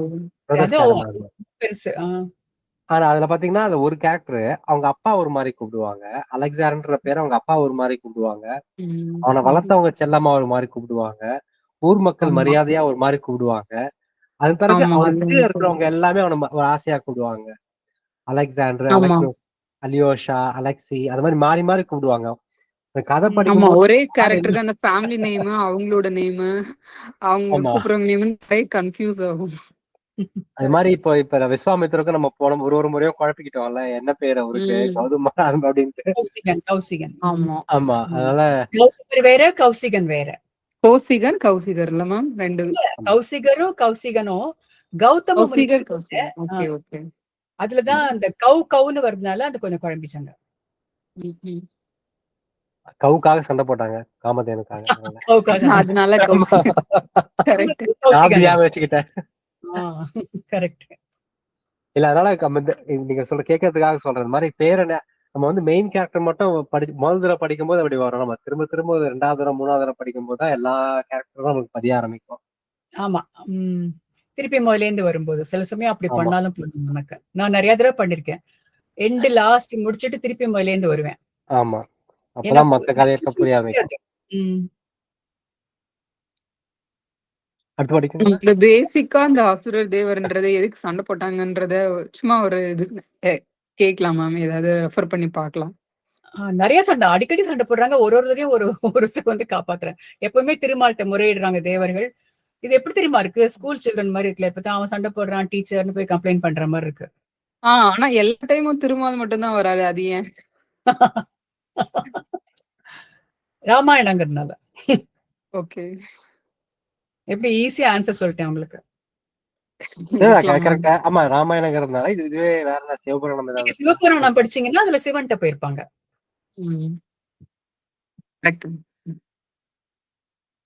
அடுத்தது பார்க்கலாமா? அடுத்து போறோம். 643. இன்உயிர்க்கும் இன்னுயிராய் இருநிலம் காத்தார் என்று பொன் உயிர்க்கும் கழலவரை யாம்போலும் புகழ் கேட்பாம் மென்னுயிர்க்கும் வெடுவேலாய் இவர் குலத்தோன் மென்புறவின் மண் உயிர்க்கு தன் உயிரை மாறாக வழங்கினானால். மின் உயிர்க்கும் மின்னல் போல ஒளிவிடுகின்ற நெடுவேலோய் நீண்ட வேல் தாங்கில் சனகனே பொன் உயிர்க்கும் கழலவரை விளங்கும் வீர கழலை பூண்ட இக்குலத்து மன்னவர்களை இன்உயிர்க்கும் உலகிலுள்ள இனியவனான உயிர்கள் எல்லாவற்றிற்கும் இன்னுயிராய் தாம் இனிய உயிராக இருந்து இருநிலம் காத்தார் பெரிய நிலவுலகை அரசாண்டார்கள் என்று சொல்லி புகழ்கிற்பான் புகழவல்லோம் யாம் போலும் நாம் தான் போலும் புகழ் நம்மால் முடியாது ஏனெனில் இவர் குலத்தோன் இக்குமாரர்களின் குலத்தில் தோன்றிய அரசன் ஒருவன் மென்பறவை மெல்லிய பறவை ஒன்றின் மண் உயிர்க்கு நிறைபெற்ற உயிர்க்கு மாறாக ஈடாக தனது உயிரை வழங்கினன் கொடுத்தான். இங்கு கூறப்பெற்றவன் சிவி மன்னவன். இவன் 100 அஸ்வமேத யாகம் புரிந்து 4ஆம் மனுவந்திரத்தில் இந்திரனாக அமர்ந்திருந்தவன் போலும் ஒப்பில் போலி எதிர்மறை பொருள் தந்தது. இதுல சிபி சக்கரவர்த்தி, அதாவது இந்த புறாவுக்கு பறவை மன்னன். மேம் இதுல இன்னொன்னு நோட்டீஸ் பண்ண மாதிரி இருக்கு பாருங்களேன். அதுல வந்து 100 அஸ்வமேதம் யாகம் புரிந்து 4ஆம் மனுவந்திரத்தில் இந்திரனாக, அப்ப இந்திரன்றவங்களும் மாறி மாறி வராங்க அப்படியா? எந்த இடத்துல வருது? இந்த லாஸ்ட் லைன். சிபி மன்னவன் இவன் 100 அஸ்வமேத யாகம் புரிந்து போலும்னு போட்டிருக்கு.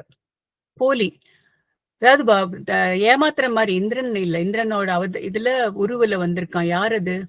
கடைசி பேரா மறுபடியும் படிங்க. இவன் 100 அஸ்வமேத யாகம் புரிந்து 4ஆம் மனுவந்தரத்தில் சிபி மன்னவன் இவன் 100 அஸ்வமேத யாகம் புரிந்து 4ஆம் மனுவந்திரத்தில் இந்திரனாக அமர்ந்தவன் போலும் ஒப்பில் போலி எதிர்மறை பொருள் தந்தது. நாம் தான் போலும்ங்கிறதுக்கு அந்த இடத்துக்கா? ஓகே. யாம் போலும் இருக்குல்ல, அதுக்கு சொல்றீங்க. அதுக்கு சம்பந்தம் இல்ல.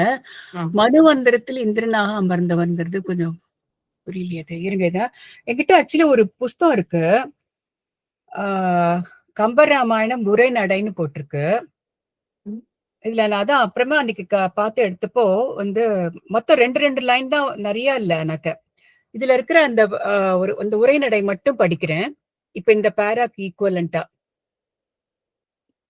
படிக்கவா? அதாவது இந்த இந்த பேசேஜ் வந்திருக்கு இல்லையா, அதுல என்ன, ஒரு புலியும் புல்வாயும் பூமியிலே பகை மறந்து ஒரு துறையில் நீர் உண்ணும் உயர்வதனை அளித்த மாந்தாதா. நம்ம இந்த மாந்தாதா படுத்தோம்ல அந்த பேராக்கு. அப்புறம் தேவர்களுக்கான திண்டிரல் அசுரர்களை வென்று தேவர்களை காத்த அரசன் முசுகுந்தன்.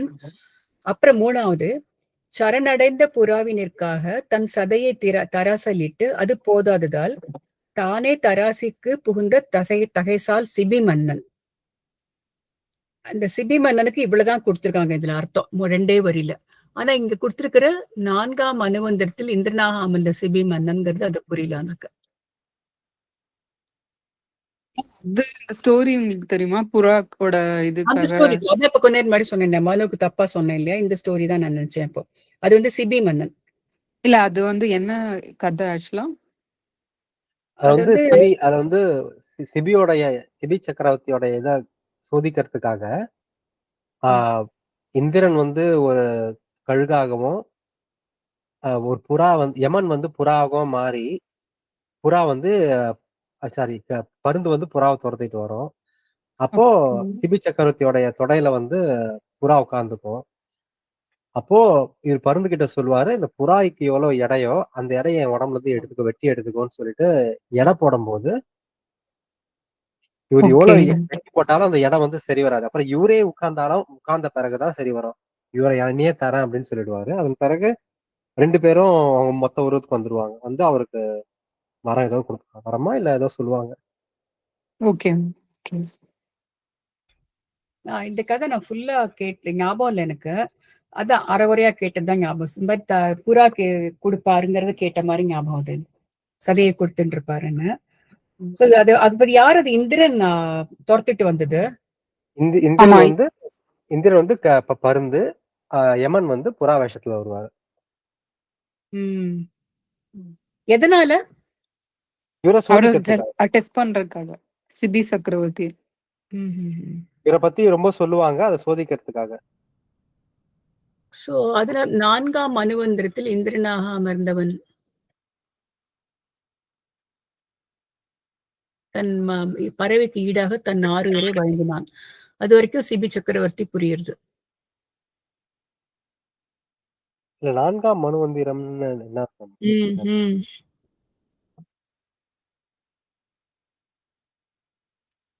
அதுக்கு அர்த்தம் பாக்குறீங்களா? Trying to find. தெரியுது மேடம். 4ஆம் மனுவந்திரம். 4ஆம் மனுவந்திரத்தில் இந்திரனாக அமர்ந்தவன்.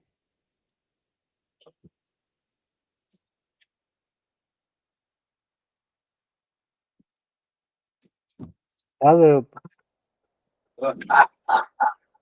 ஓகே, ஒரு அர்த்தம் என்ன போட்டிருக்குன்னா அது வந்து ஒரு கால அளவுன்னு போட்டிருக்கு. இந்து புராணத்துல வர ஒரு கால அளவு மன்வந்தரம். இதுல என்ன போட்டிருக்கு? ஏல ஓகே, அது ஒரு cycle. Manvantara is a cyclic period of Hindu of the time identifying the duration or reign age of Manu. So அந்த ஒரு மன்வந்தரால யார ஆட்சி பண்றான்னு வரும். இதுல என்ன போட்டிருக்கு? இது ஜெமினில வந்திருக்கு. 4ஆம் மனுவந்திரம் என்பது பொதுவாக திருமூலரின் திருமந்திரம் நூலில் உள்ள 4ஆம் தந்திரத்தை குறிக்கிறது.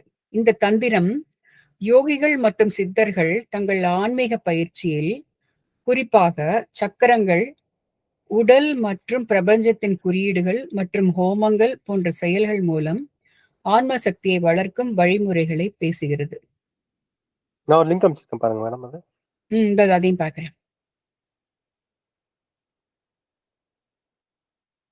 மன்வந்தரான்.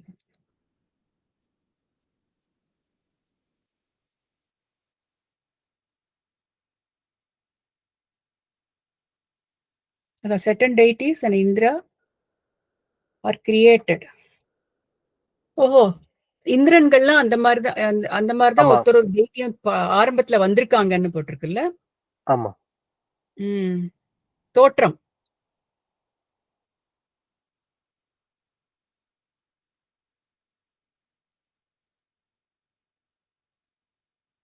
வைவாஷ்ட மனு. அதே பேஜ்ல நீங்க கீழே ஸ்க்ரால் பண்ணீங்கன்னா வந்து 14 வகையான மனு பேரும் இருக்கும் அதுல. ஆமா 14 போட்டிருக்கு. மனுவந்திரா 14. மனுவந்திரனா அந்த மனு 14 மனுவை பத்தி சொல்லிருக்காங்க போல இருக்கு இல்லையா? ஆமாமா. ஒரு மனுவா. மனுவந்திரால 4வது மனு அப்போ இது. 4வது மனுவா இருந்தவன் தான் அப்போ இந்திரன் அர்த்தமா இருந்தா? அதாவது 4வது அதுல மனு வந்து வந்து எல்லாத்துலயும் இந்திரன் இருந்திருக்காங்க. ஆனா யார் இந்திரனா இருந்தாங்கன்றதுதான் அவங்க சொல்றாங்க. மேம் இதுல அந்த இந்திரன் ஃபர்ஸ்ட் லைன் ஒரு மனுவந்திரம் வந்து ஒரு இந்திரனின் ஆட்சி காலம் அப்படின்னு போட்டிருக்காங்க. ஒரு மனுவந்திரம் கொண்டது ஒரு இந்திரனின் ஆட்சி காலம். 14 இந்திரர்களும் அதே சமயத்தில் 14 மனுக்களும் தோன்றி மறைந்த கால அளவு பிரம்மனுக்கு ஒரு நாள். அதாவது அந்த ஆ. ஒரு மனு பீரியட்லயும் ஒரு புதுசா ஒரு இந்திரன் தோன்றி அந்த மனு எல்லாம் தோன்றி மறைஞ்சிருவாங்க. அடுத்த முறை மறுபடியும் புதுசா இன்னொரு இந்திரன் எல்லாம் தோன்றுவாங்க. சோ அது மாதிரி 4வது பீரியட்ல தோன்றவர் இவர் இந்திரனா இருந்தாரு. இதுல 14 நீங்க பார்த்த லிங்க்கும் அனுப்புங்களேன். அதேதான் மேம் சேம். இப்ப சார் அனுப்புனதே தான். மனுவந்திரம்ன்றத ஃபர்ஸ்ட் டிஸ்கிரிப்ஷனுக்கு வந்து அது கொடுத்திருக்காங்க. கீழே வந்து ஐயோ பயங்கரமா இருக்கு இது. 10 ஸ்கொயரு 10 - 4 அப்படின்னு நிறைய இருக்கு மேம். அந்த காலம் அளவு சொல்றாங்க. இப்ப நான் அதே ஷேர் பண்ணவா? இது வருதான்னு பாக்குறேன். ஒரு நிமிஷம். எக்கச்சக்கமா வருது இல்ல.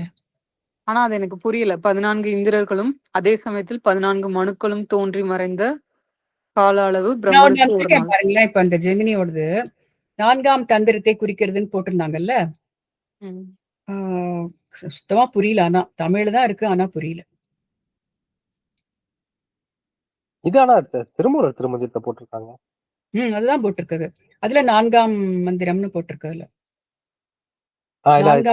ஜெமினி வந்து மனுவந்திரத்தையும் இதுவையும் மந்திரத்தையும் கன்ஃபியூஸ் ஆகி 4ஆம் தந்திரத்தை குறிக்கிறதுன்னு போட்டிருக்குதுல. இது வேற தான் வந்து கல்பம்னு சொல்றாங்க. பிரம்மனின் ஒரு பகல் ஒரு கல்பம். கல்பங்கள் அதான் பகல்னு சொல்றாங்க. ஆமா கல்பங்கள் ஒரு கால குறியீடு. அது பார்த்திருக்கோம் எனக்கு. இந்த காய கல்பம் சொல்லுவோமே. ஒரு கல்பம் வந்து ஒரு கால குறியீடு. அது ரொம்ப ரொம்ப வருஷங்கள் இருக்கிறது குறிப்பேடு. இப்ப ஒரு நாள்ன்றது பகல் இரவு ரெண்டும் சேர்ந்துதான் பிரம்மனுக்கு ஒரு நாள். அதாவது லைக் யூஸ்வல் நம்ம சொல்ற மாதிரி. ஆனா அதுல 14 இந்திரர் 14 மனுன்னு சொல்றது என்னன்னு புரியல. ஏதாவது ஸ்டாருக்கு அப்படி சொல்றாங்களா? இல்ல மறுபடியும் நிதானமா யோசனை பண்ண. நிறைய இன்டர்பிரேஷன் இருக்கு இல்ல. இல்ல இது விக்கிபீடியால எப்படி இருக்கு? நம்ம இத ரெஃபரன்ஸ் எடுத்து ஒரு புக்ல பார்த்தா இது ஒரு மாதிரி இருக்கும். நமக்கு புரிஞ்ச வரைக்கும் ஒரு மன்னனா சொல்லிட்டு வரும்போது சிபி மன்னனுக்கு இந்த குறியீடு வருது. மேம் நான் இப்ப உங்களுக்கு ஷேர் பண்ணல. அந்த இதுல வந்து 14 மனு மந்திரங்களுக்கு சுவாயம்புன்றது ஃபர்ஸ்ட் ஒன்னு. சுவாரோசிசம், உத்தமம், தாமசம், ரைவதம், சாக்சூசம், வைசுவதம், சாவர்ணி, தக்ஷ சாவர்ணி, பிரம்ம சாவர்ணி, தர்ம சாவர்ணி, ருத்ர சாவர்ணி, ரௌசிய தேவ சாவர்ணி, இந்திர சாவர்ணி. அதுதான் 14 மனுமந்திரம்னு போட்டிருக்காங்க. இந்த சுவாயம்பு தான் நம்ம ஃபர்ஸ்ட் படிக்கிறோம் இல்லையா? அதுதான் ஃபர்ஸ்ட். நீங்க உங்க ஷேர் பண்ணதுன்னு வரல போல் இருக்கே. வந்துருதா? அனுப்பியிருக்கேன் மேம். வரலையா? வரலையே. வந்துருச்சு. இப்ப அதே பேஜ் தான். அதே பேஜ் தான். Okay okay. நீங்க தமிழ்ல அனுப்பிச்சீங்க. கரெக்ட். அதேதான். சோ அப்ப அதுல வந்து இந்திரனா குறிப்பிட்டிருக்கு இல்லையா? படம் போட்டிருக்காங்க பாருங்க.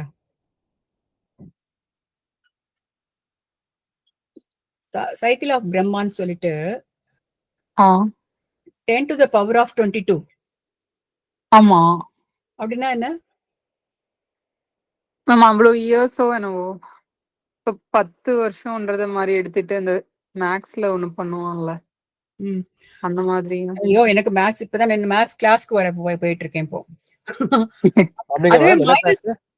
நான் மேத்ஸ் கிளாஸ் இப்ப ஆரம்பிச்சிருக்கேன். இப்ப ஏன்னா எனக்கு மேத்ஸ் ஒண்ணுமே தெரியாது.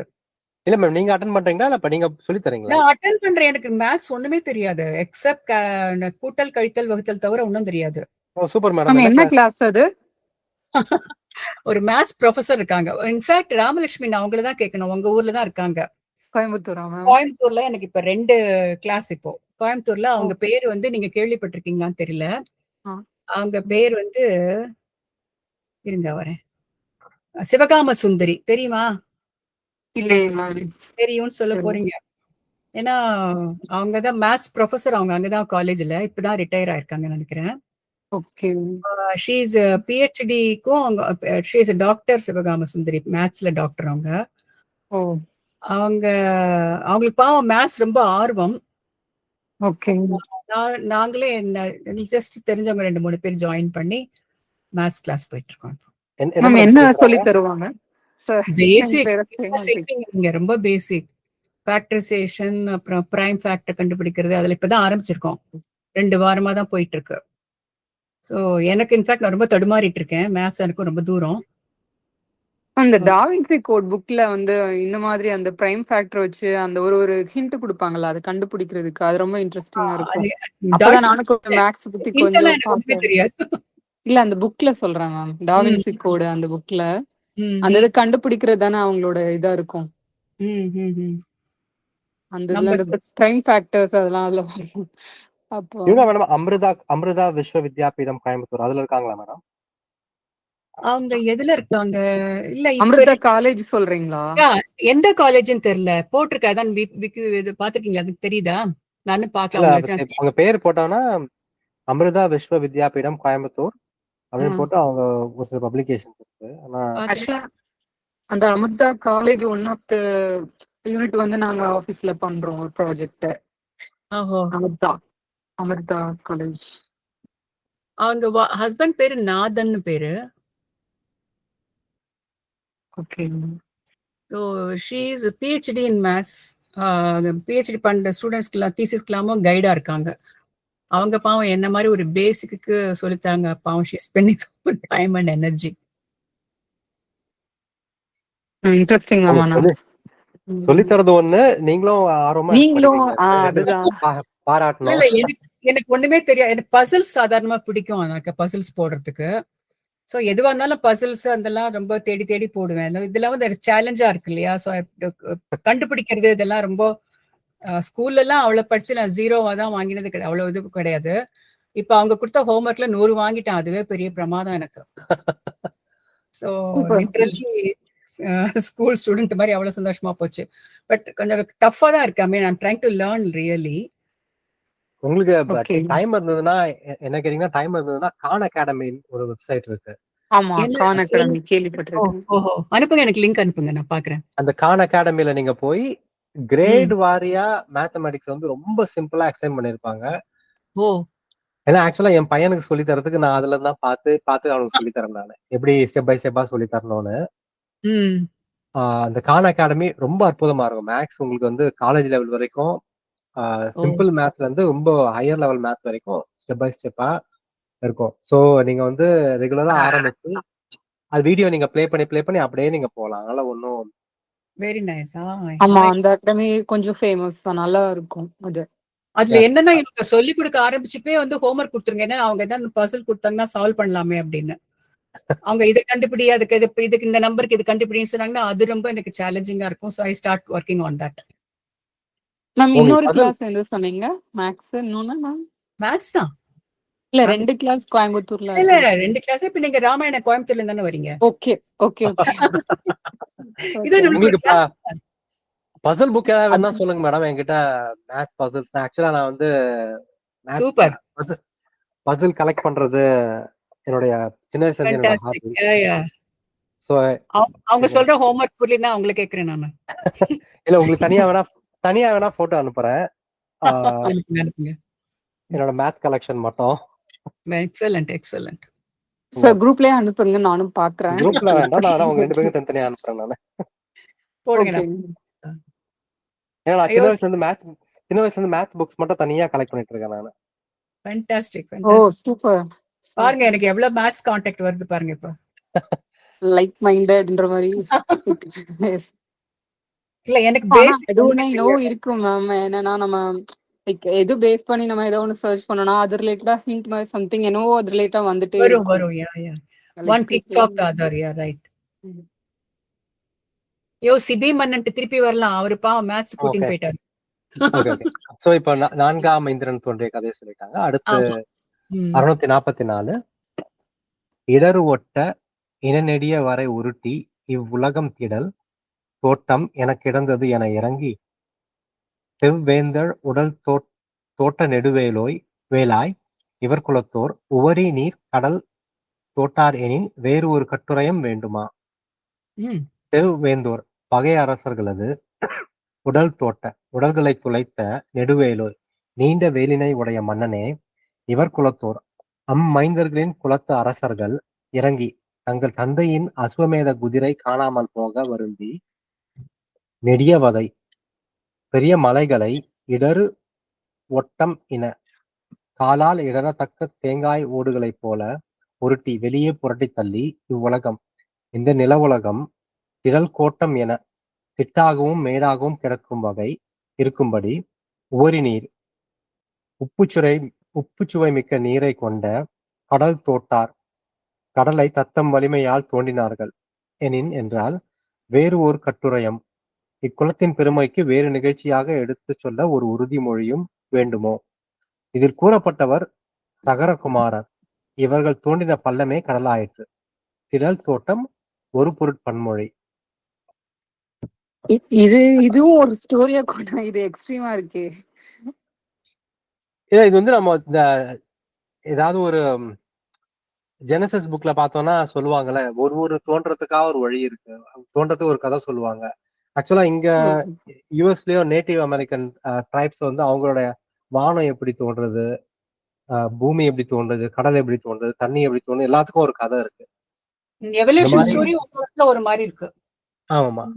சோ இங்க வந்து இவங்க எப்படி கடல் எப்படி தோன்றுச்சு அப்படின்னு சொல்றாங்க.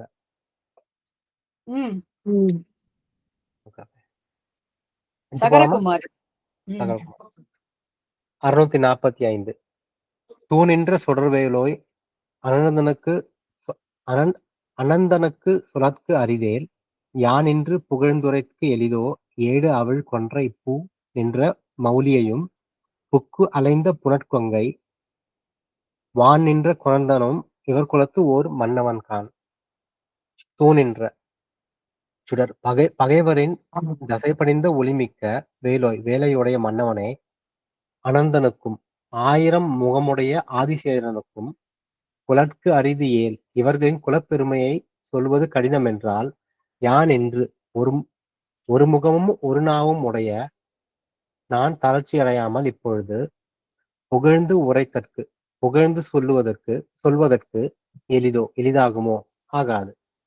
ஏடு அவள் இதழ் விரியும் கொன்றை பூ நின்ற கொன்றை மலர்களைச் சூடிய மௌலியையும் முடியில் புக்கு அலைந்த வந்து பொருந்திய புனித நீரையுடைய கங்கை நதியை வான் நின்று வானுலகத்திற்கு கொணர்ந்தவனும் பூ உலகத்திற்கு கொண்டு வந்தவனும் இவர் குலத்து இச்சிறுவரது குலத்தில் பிறந்த ஒரு மன்னவன் கான். பகீரதன் ஒரு அரசனை ஆவான். மௌலியையும் உயர் சிறப்பும்மை. சோ இந்த குலத்துல வந்தா ஒரு அரசன். இப்ப வந்து பகீரதனோட அரசனுடைய இதை சொல்றாங்க. கங்கை வந்து ரெண்டு பூமி கொண்டு வந்தாரு. சிவபெருமான் தானே கங்கை நதிய முடியில வச்சிருப்பாரு. ஆனா நான் இங்க சொல்லும் போது அவங்களதான் சொல்றாங்கன்னு நினைச்சேன். பார்த்தா பகீரதன். ஆமா, அவரு முடியில இருந்து கொண்டு வந்தாங்க. எப்படி கீழே கொண்டு வந்தாங்கன்னா பகீரதன். ஆனா அவர் ஏன் முடியல எடுத்துட்டாரு ஃபர்ஸ்ட், அது எனக்கு தெரியல. அது வேற கதை, சிவபிரானோட கதை. ஆனா இங்க சிவபிரான் மென்ஷனே வரலையே. இல்ல அது வரல, அதுதான் பகீரதன் மன்னன் மட்டும் போட்டிருக்காங்க. கொன்றை மலர்களை சூடிய திருமுடியில் வந்து பொருந்திய கங்கை நதியை வானுலகத்திலிருந்து கொண்டு வந்தவன் பகீரதன். பகீரதனை வந்து ஒரு தவம் செய்தான். பகீரத தவம் சொல்லுவாங்களே. மகாபலிபுரத்துல ஒரு இடம் இருக்குல்ல, ஒன் ஆஃப் த பகீரத தவம். மகாபலிபுரம் போயிருக்கீங்களா? தெரியல மேம். நான் போயிருக்கேன். பட் ஆனா ஒரு குகையில வந்து பகீரத தவம் வரும். சரி. இல்ல இவங்க ராமலட்சுமி ஒரு கேள்வி கேட்டாங்க, ஏன் அவர் தலை மேல கங்கை இருக்குன்னு. ம். நான் அதான் தேடிட்டு இருக்கேன் என்ன இருக்குன்னு. ஆனா இந்த இடத்துல சிவன் மென்ஷனே வரல செந்தில். கங்கை எங்க இருந்து கொண்டு வராங்க? ஆனா திருமுடியில்னு போட்டிருக்காங்கல்ல, அது யாரோட என்ன? திருமுடி?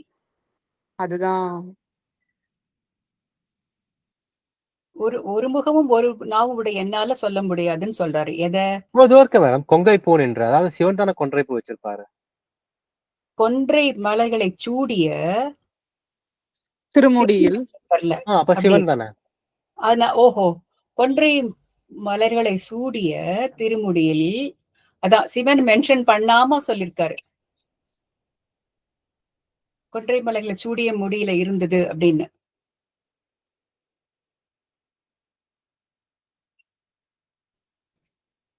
புகழ்ந்து சொல்.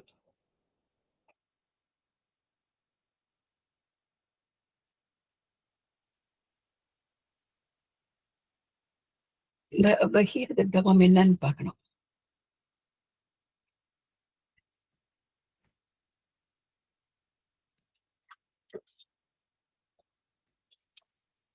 அடுத்து போலாம் மேடம். போலாம். அச்சா உங்களுக்கு விடை கிடைச்சுட்டாக்கன்னு பார்த்தேன். கிடைச்சிட்டா? அது நான் நிறைய கதை போட்டிருக்கு மாறி மாறி, அதை ஒன்னும் தேடி பார்க்கணும். ஒவ்வொருத்தரும் நம்ம இதை தொடரலாம். 646 கயற்கடல் சூழ் உலகு எல்லாம் கை நெல்லி கனியாக்கி இயற்கை நெறி முறையாலே எந்திரற்கும் இழறியற்றி முயற்கரை இல்மதி குடையாய் இவர் குலத்தோன் முன் ஒருவன் செயற்க அறிய பெருவேள்வி ஒரு நூறும் செய்து அமைத்தான். இது பாட்டாவே புரியுது சொன்ன. முயற்கரை இல் முயலாகிய களங்கமில்லாத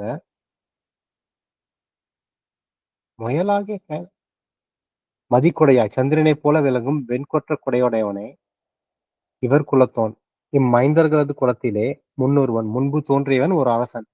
கயல் கடல் சூழ் உலகு எல்லாம் மீன்கள் வாழும் கடலால் சூழப்பட்ட நில உலகம் எல்லாம் முழுவதையும் கை நெல்லிக்கனி உள்ளங்கையிலுள்ள நெல்லிக்கனி போல ஆக்கி எளிதாக தன் ஆட்சிக்கு கொண்டு வந்து இந்திரனுக்கும் தேவேந்திரனுக்கும் இடறியற்றி பதவி இழத்தலாகிய துன்பத்தை உண்டாக்கி செயற்கரிய பிறரால் செய்வதற்கு அருமையான பெருவேள்வி ஒரு நூறும் ஒப்பற்ற பெரிய 100 அஸ்வமேத யாகங்களையும் இயற்கை நெறிமுறையால் வேதங்களின் விதிமுறையால் வழுவாமல் செய்து அமைத்தான், செய்து முடித்தான். இப்பாடலில் குறிக்கப்பட்டவன் சுதாசன் என்பவன். நகுடன் சுதாசன் என்பவர் நகுடன் என்று குறிப்பாரும் உண்டு. சந்திரனமுள்ள களங்கத்தை முயலொன்றும் மான் என்றும் பூச்சாயை என்றும் மறு என்றும் குறிப்பது கவிமரபாகும். இந்த நம்ம ஊர்ல அது மேடம் இது வேற அரசன் இல்லையா? பகீரதன் தாண்டியாச்சு. ஆமா தாண்டி இது அடுத்து வந்து சொல்றாங்க நகுடன் இல்லாட்டி சுதாசன் அவங்கள பத்தி சொல்றாங்க. இது குறிப்பா சொன்ன மாதிரி கன்சைஸா சொல்றதுக்கு இப்ப இந்த புஸ்தகம் சொன்னேன் இல்லையா, அதுல 4 வரியில இது போட்டிருக்காங்க. இந்த சிபியை பத்தி சொன்னாங்க இல்லையா? தானே தராசிற்கு புகுந்த தகைசால் சிபி மன்னன். அப்புறம் அடுத்தது வந்து நிலத்தை தோண்டி கடலை உண்டாக்கிய சகரன். அப்புறம் இடையரா முயற்சினால் ஈடில்லா தபம் செய்து தடை பலவும் தகர்ந்து தரணிலே கங்கையை சலிவுருவே கொண்டு வந்த பகீரதன். 100 அஸ்வமேதம் யாகம் செய்து நூலறிய புகழ் கொண்ட மன்னன் சந்திரனை வென்ற திலீபன். துந்துவென்னும் கொடிய அசுரனை தொலைத்த துந்துமாறன். இந்திரனை வெற்றி கொண்ட ரகு. விற்றொழிலால் பகை அரசுகளை வென்று பெற்றோர் இந்துமதியை பெற்ற அசமன்னன் ஆகியோர் இவர் குலத்து மன்னர்கள் அப்படின்னு கொண்டு வராங்க. இத்தனை விதமான மன்னர்களும் வந்து இந்த இளைஞர்களுக்கு முன்னோடியா இருந்திருக்காங்கிறது இந்த அர்த்தத்துல வந்திருக்கு. அதுதானே இதுலயும் இல்லையா? ஆமா மேடம். மேம் இதுக்கு முன்னாடி நம்ம அந்த இந்திரரா வந்தாங்க 100 அஸ்வமேத யாகம் நடத்துறது, அது வேற பேர் இருந்தது இல்ல? வேற பேர் இருந்தது இல்லையா?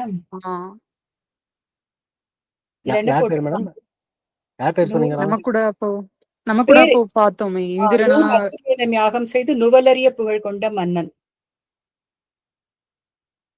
அதுல என்ன போட்டிருக்குன்னா, ஒரு நிமிஷம் இருங்க. நம்ம இப்பதான் படிச்சோம் 2 பாடலுக்கு முன்னாடி. ம். அதுல கூட பேர் போடல ராமலட்சுமி. இல்ல இல்ல பேர் இருந்தது மேம். பேர் இருந்ததா? ஆ. அப்பதான் இந்த 4ஆம் இந்திரன் வந்தது அது. ஆமா. We'll go back there.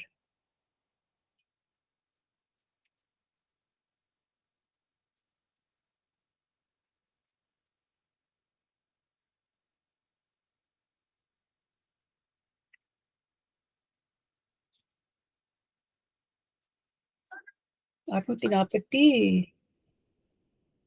42:45 தான் வந்தது. இப்ப இவ்வளவு நேரம் பார்த்தோமே இந்த இந்திரன் பார்த்தோமே 4ஆவது இந்திரன், அந்த பாடல்ல வந்ததுன்னு நினைக்கிறேன். அசுமேதையா பண்ண இந்திரன் ஆமா, ஆமா. இல்ல? ஆமா. அதான் மன்னன் சிபி மன்னனுக்கு போட்டிருக்காங்க மேம். 643. அதுல வந்து சிபி இங்கு மன்னன் கூறப்பெற்றவன் சிபி மன்னவன், இவன் 100 அஸ்வமேத யாகம் புரிந்து அப்படின்னு தானே போட்டிருக்காங்க.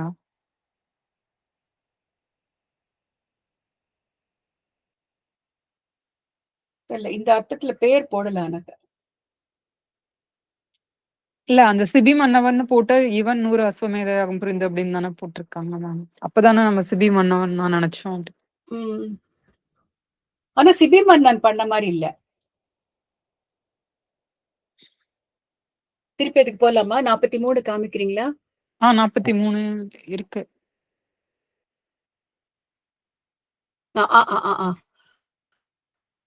சிபி மன்னன் தான் 100 அசுமேத யாகம் பண்ணன்னு போட்டிருக்குல்ல. இவன் 100 அசுமேதம் இல்ல, இவன் 100 அசுமேதம் யாகம் புரிந்து 4ஆம் மனுவந்திரத்தில் இந்திரனை தான் குறிப்பிட்டிருக்காங்க இல்லையா?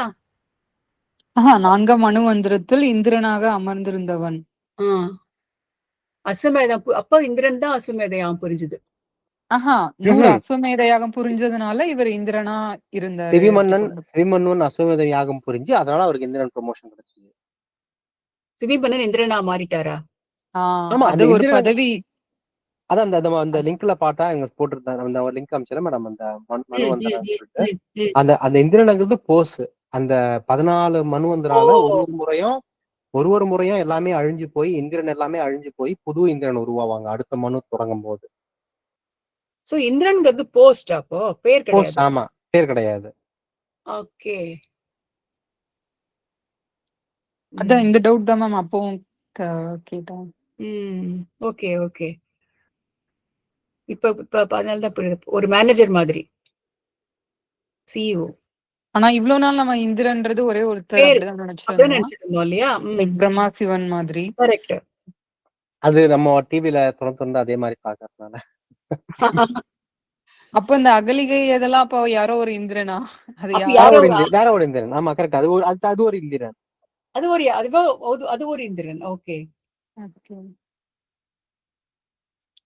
அப்ப இந்த இடத்துல வந்திருக்கு பாருங்க. இப்போ இந்திரனை வென்று, தேவேந்திரனை வென்று, திசை இருந்தா 8 திசைகளையும் உள்ளவரையும் வென்று சென்றான், தெருவென்றான். 47வது பாடல்ல இப்போ சந்திரனை வெற்றி கண்ட ஒரு மன்னனும்.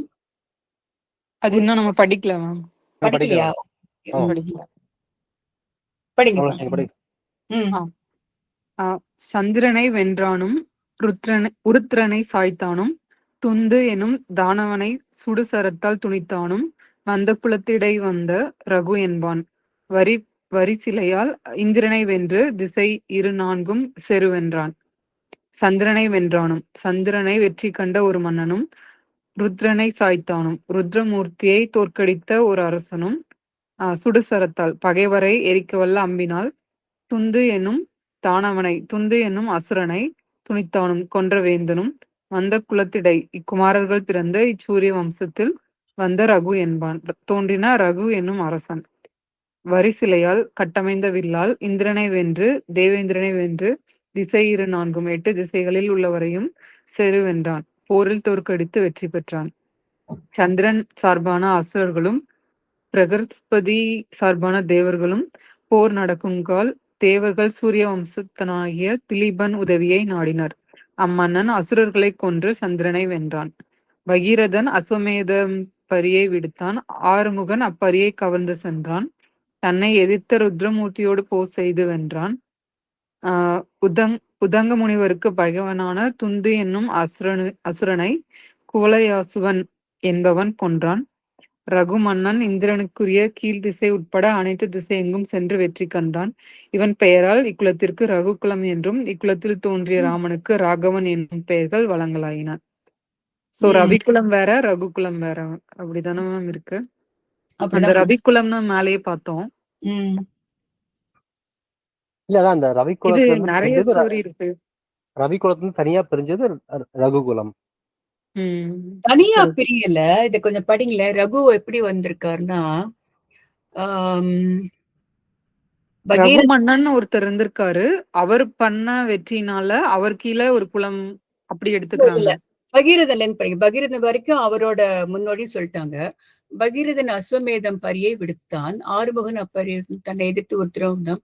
உதங்க முனிவருக்கு பகைவனான துந்து என்னும் அசுரனை குவலயாசுவன் என்பவன் கொன்றான். ரகுமன்னன் இந்திரனுக்கு கீழ் திசை உட்பட அனைத்து திசையெங்கும் சென்று வென்றுகின்றான். ரகுமன்னனுக்கு ரெஃபரன்ஸ் முன்னாடி வேற எங்க வருது? இப்பதான் வருது. இல்ல இதுக்கு முன்னாடி இடத்துல இருக்கா பாக்கலாம். ஆமா, அந்த இஷ்வாகு ராஜா அப்ப படிச்சாங்க. அப்போ பகீரதனுக்கு அப்புறம் ரகுமன்னன் வராரு. சோ அதே பரம்பரை தான். பகீரதன் அது கரெக்ட் மேம். ஆனா ஒருவேளை நடுவுல வந்து மேபி பொண்ணுங்க இருந்திருப்பாங்க, அதுக்கடுத்து மன்னர் வர்றது, அதனால அவங்களுக்கு கீழே அவங்க குலம் அப்படின்னு ஏதாவது போடுறாங்களா? இல்லையே, தெரியலையே, அந்த மாதிரி தெரியலையே. ஏன்னா ஏன் இந்த குலம் வந்து மாறுது அப்படி சொல்லிட்டு. ஆனா நம்ம முதர்ந்தே ராமர் வந்து ரகு குலம் தான் படிச்சிருக்கோம். ஆனா இக்ஷவாகுன்னு படிச்சிருக்கோமே. அது சூரிய குலம். மேபி அதுல இருந்து பிரிஞ்ச குலம், அதனால ஸ்டார்டிங் அதுன்றது சொல்லிருக்கோம் நினைக்கிறேன் மேம். கொஞ்சம் மேல போங்க செந்தில். இதுக்கு முன்னாடி எந்த செக்ஷன்? இங்கதான் கொஞ்சம் இல்ல இதோட இது உரையில போங்க. சந்திரனை வென்றவனும் சந்திரனை வெற்றி கண்ட ஒரு மன்னனும். கொஞ்சம் கீழே வாங்க. கீழே கீழே சந்திரனை வெற்றி கண்ட மன்னனும் ருத்ரமூர்த்தியை தோற்கடித்த அரசனும் துந்து என்னும் அசுரனை கொன்ற வேந்தனும் இக்குமாரர்கள் பிறந்த வரிசையா அத்தனை பேர் பிறந்திருக்காங்கன்னு போட்டிருக்காங்க. இக்குமாரர்கள் பிறந்த இச்சூரிய வம்சத்தில் வந்த ரகு என்பவன். சூரிய வம்சத்துல வந்த ரகு தான் ரகு. எல்லாருமே சூரிய வம்சம் தான் மேம், சூரிய குலம் தான். அதுல வந்து இவங்க வந்து அதுல இருந்து தோன்ற கிளை குலம்னு வச்சுக்கலாமே, அந்த மாதிரி குறிப்பிடல எங்கேயுமே சூரிய வம்சம். இல்ல, ஆனா இவங்க அந்த ரவி குலம் அது சொல்லும் போது இது ரகு குலம் அப்படின்னு தானே சொல்றாங்க. ரெண்டும் வேற வேற இல்ல, ரெண்டும் ஒன்னேதான். ஆனா இது ரகு மன்னன் போட்டிருக்காங்க. பாதியில இருந்து அந்த ரகு பேர் எடுத்துட்டாங்க. ஒரு ஜெனரேஷன் விட்டுட்டு இக்ஷவாகுன்னு சொல்லல. அதுக்கப்புறம் ஒத்தொத்திரியா பகீரதன், இத்தனை சிபி மன்னன் இவங்க எல்லாம் வந்திருக்காங்களே, அவங்க பேரெல்லாம் விட்டுட்டாங்க. அதுக்கப்புறம் ஒரு இடத்துல ரகுவுக்கு அப்புறம் ரகுல இருந்து வரவங்கல இருந்து தான் ராமனுக்கு ரகு வம்சத்துல எடுத்துக்கிறாங்க. ஆனா ஆரம்பம் எல்லாருக்குமே இக்ஷவாகு, எல்லாருக்குமே சூரிய வம்சம். நடுவுல வந்து இந்த இடத்துல இந்த குறிப்பிட்டிருக்காங்க பாருங்க, இந்த சூரிய வம்சத்தில் வந்த ரகு. சோ ரகுவும் சூரிய வம்சத்துல தான் வந்திருக்காங்க. கிளையா என்னன்னு தெரியாது. ஆனா ராமரை குறிப்பிடும் போது அந்த ரகுவோட வாரிசுங்கிற மாதிரிதான் குறிப்பிடுறாங்க இல்லையா? ஆமா. ஆனா இதுல இன்னும் நிறைய ஸ்டோரி குறிப்பிடல, எங்கேயுமே வந்து கிளைன்னு குறிப்பிடல. பகீரதன் வம்சம்னு சொல்லல, சிபி வம்சம்னு சொல்லல. ஆனா ரகுலேந்து எடுத்துக்கிறாங்க, ரகு வம்சம்னு எடுத்துக்கிறாங்க. அதுக்கு முன்னோடி இருந்த அத்தனை அரசர்கள் பேரும் இல்ல, ரகுலேந்து தான் எடுத்துக்கிறாங்க. அப்படிதான் எனக்கு தோன்றது. இக்குமாரர்கள் பிறந்த இச்சூரிய வம்சத்தில் ரகு என்பவன் தோன்றினான்.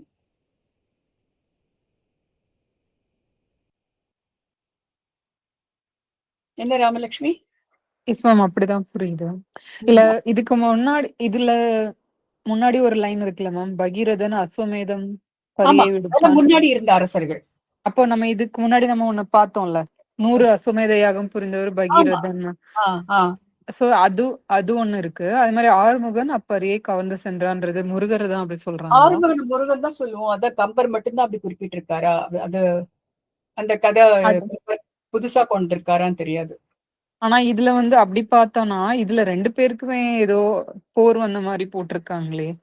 எந்த அது 2 பேர்? என்ன? அதான் இப்ப பகீரதன் அஸ்வமேதம் பரிய விடுத்தான். ஆறுமுகன் அப்பரியை கவர்ந்து சென்றான். தன்னை எதிர்த்த ருத்ரமூர்த்தின்றது சிவபெருமான் தானே. ம், ம், ம். அவங்க 2 பேருக்குமே ஏதோ போர் செய்து என்றானா. இதெல்லாம் புது கதையா இருக்கு புது மேம். கதையா இருக்கு. கேள்விப்பட்டதும் இல்ல. இதுல எப்படி சம்பந்தம் வருதுன்னும் தெரியல. அந்த ஆ. பகீரதன்னா விவரிச்சுட்டாங்க. அது இருந்த அந்த மாரி இருந்த அரசன். ஆனா யார் அந்த இது குதிரைய வந்து மறுக்குறாங்களோ, அவங்க கூட அந்த மன்னர் தானே சண்டை போடுவாரு. சண்டை போடணும். ஆமா. அப்ப ஆனா ருத்ரமூர்த்தி எங்க வந்தாருன்னு தெரியல. கரெக்ட். கம்பர் குழப்பிட்டாரா? விவரிக்கிறவர் குழப்பிட்டாரான்னு தெரியல. ம். ஆனா இதுல நெறைய பேர் இருக்கு மேம். சந்திரன் சார்பான அசுரர்களும். அப்ப சந்திரகுலம்னா அசுரர்கள்னு எடுத்துட்டாங்களா? சந்திரன் சூரிய எப்படி குலம்னா வரும்? இல்ல மேல சந்திரனை போட்டிருக்காங்களே. வென்றாலும் இல்ல சந்திரன் சார்பான அசுரர்களும் அப்படின்னு போட்டிருக்காங்க. அப்ப சந்திரகுலம்னா இவங்க அசுரர்கள், சூரிய குலம்னா தேவர்கள்னு எடுத்துக்கிட்டாங்களா? இல்ல ஐ மீன் 2, 3 மன்னனை குறிப்பிடுறாங்கம்மா. சந்திரனை வெற்றி கண்ட ஒரு மன்னன். அது யாரு? அது ஏதோ ஒரு மன்னன் வச்சுக்கலாம். ருத்ரனை சாய்த்தவனும், ருத்ரமூர்த்தியை தோற்கடித்த இன்னொரு அரசன். மேம் அப்புறம் இல்ல இது நம்ம படிச்சுட்டு இருக்கோம்ல அந்த புக்ல நான் சொல்றேன். இது அதுல வந்து சந்திரன் சார்பான அசுரர்களும், பிரகஸ்பதி சார்பான தேவர்களும். இது எங்க வந்திருக்கு இந்த லைன்? ஆ 647 647ல தான். சந்திரனை வென்றானும் போட்டிருக்கு. ம். ஓ, கீழே பேசேஜ் மீனிங்ல வரீங்களா? அது நான் ரீட் பண்ணேன். செந்தில் கொஞ்சம் மேல தெரியலங்க, மீனிங்ல வருதா பாக்குறேன். சந்திரன் சார்பான அசுரர்களுக்கு அது அதோட செய்யுள்ள வந்தது. பிரகஸ்பதியின் சார்பான தேவர்களுக்கு போர் நடக்கும்போது தேவர்கள் சூரிய வம்சத்தினாய திலீபன் உதவியை நாடினர். அது இன்னொரு மன்னன் அது. அந்த மன்னன் அசுரர்களை கொண்டு சந்திரனை வென்றான். அதனால சந்திரனை வென்றவன் திலீபன். புரியுது இல்ல இல்லையா? அதுதான் என்னோட ஜெனரலா ஒரு டவுட் என்னன்னா, இப்போ சந்திரன் சார்பான சந்திரகுலம்னு ஒண்ணு சொல்றாங்கல்ல. இப்போ அது ரிலேட் பண்ணி இது சந்திரன் சார்பான அப்படின்னு எடுத்துக்கிறதா? இல்லைன்னா லிட்டரலி சந்திரன்றது யாரு அப்படி கேக்குறேன். பிரகஸ்பதி யாரு? அந்த 2ம் யாருன்னு தெரியல பிரகஸ்பதியின் மேம். சார்பான தேவர்களுக்கு நான் ஒரு போட்டோ ஒன்று அமைச்சிருக்கேன். அந்த போட்டோ கொஞ்சம் அது வந்து ஒரு லீனேஜ் போட்டிருக்காங்க. அதை பாத்தீங்கன்னா பிரம்மால இருந்து தோன்றி சந்திரன் தனியா போய் அங்கிருந்து சூரியன் தனியா தோன்றி ஐயோ சூரியன்ல பயங்கரமா இருந்து இருக்கு. அந்த சார்ட்டை பாத்தீங்கன்னா அந்த சார்ட்டு ஆ, கீழே வந்து சூரிய டைனஸ் வந்து கீழே வர்றது போட்டிருக்காங்க பாருங்க. ஓ பயம் ஆறுதலா இருக்குது. இது ஐயோ இதுல நான் எங்க பார்த்தோன்னே தேடுறதுன்னு தெரியல. இது அந்த மாதிரி புரியவே இருக்கு. இல்ல அங்க பாருங்க, இது லெஃப்ட் சைடுல பாத்தீங்கன்னா சந்திர டைனாஸ்டி இருக்கு. இல்ல ஃபர்ஸ்ட் டேரக்டா இஷ்வாகு கீழே சூரிய டைனாஸ்டி. அந்த இஷ்வாகோட சந்திரவம்சன் போட்டிருக்கு. ஆமா இதுல ஃபர்ஸ்ட் அந்த பிரம்மா, ஸ்வயம்பு, தக்ஷா, ஆத்ரி அது அது அது அது சொல்றீங்களா? ரைட். அப்புறம் அதுக்கப்புறம் சந்திரவம்சா, லூனார் டைனாஸ்டி. ஆமா கரெக்ட். இப்ப அதுக்கு இங்க கீழ பாத்தீங்கன்னா அதுல வந்து இஷ்வாகு கீழே சோலார் டைனாஸ்டி அப்படி அது அது தனி பேஜ் ஆக்சுவலா. இது லூனார் டைனாஸ்டி ஃபுல்லா கீழே அப்படியே வருது. இல்ல இப்போ நீங்க எல்லாம் அந்த சோலார் டைனாஸ்டி எங்க இருக்கு? நான் இப்ப அது படிக்கிறது ஃபுல்லாவே சந்திர இல்ல சந்திரன் அது மட்டும் இல்ல பாருங்க இஷ்வாகு பேர் வருது பாருங்க, மனுவோட பையன் இஷ்வாகு. இல்ல, இல்ல. நீங்க அமிச்சது சந்திரவம்சம் மட்டும்தான் போட்டிருக்கு. ஆ என்ன அது மேடம் மட்டும் அதுல தான். சொல்ல லெஃப்ட் இன்னொன்னு சைடு போட்டிருக்கீங்களா? லெஃப்ட் சைடுல போனீங்கன்னா பிரம்மாவுக்கு கீழே அதிரி இருக்கா, அந்த டேரக்டா லைன்ல கீழே பாருங்க. ஆதித்ய ஆதித்யா. மனு அதுக்கு இஷ்வாகு சோலார் ஓ, டைனாஸ்டி வருது. ஆமா, ஆமா. ஆதித்யா, அப்புறம் மனு, அப்புறம் யக்ஷவாகு. ஆ ஆமா ஆ ஆமா இருக்கு. சோ அப்புறம் சோலார் டைனாஸ்டின்னு வருது. ஆமா. ஆனா அது பெருசா காட்டல இல்லையா? சந்திர ஏன்னா டைனாஸ்டி தான். ஏன்னா நான் இது எடுத்த பேஜ் வந்து சந்திர வம்சத்துல இருந்து எடுத்தேன். நான் சோலார் டைனாஸ்டி போய் எடுத்தா அது வரும் கரெக்டா. Okay, okay, okay. Okay okay. அப்போ இந்த சுக்ரான் போட்டிருக்கிறதெல்லாம் ஒரு சுக்கிரன் சுக்கிரன் சொல்லுவாங்களா? அது இல்லையா? சுக்கிரன் சுக்கிரன் தான். இல்ல அதான் நம்ம இத எப்படி எடுத்துக்கணும்னா, நான் எப்படி எடுத்துக்கிறேன்னா இந்த உருவகம் மாதிரிதான் இது. எல்லாமே சூரியன்ல இருந்து தோன்றியது. சூரியன்ல இருந்து சந்திரன், அதுல இருந்து சாரி அந்த மாதிரி எல்லாமே சூரியன்ல இருந்து. ஏன்னா இப்போ சந்திரன் வந்து ஒரு தனி பிளானட்டரி ஐட்டம். ஆனா ராகுவும் கேதுவும் வந்து ஒரு ஃபிக்ஷனல் ஐட்டம் தான், அப்டிராக்ட் தான். அது ஆமா, ஆமா ஆமா. தனியா ஒரு பொருள் கிடையாது. அதனால சூரியன்ல இருந்து தோன்றியது ராகு கேது தனியா அப்படி வரும்னு நினைக்கிறேன். ஆனா ம். ராகு சந்திரன் கேது தனியா ஆக்சுவல் பிளானட் கிடையாதுன்னு சொல்லுவாங்க.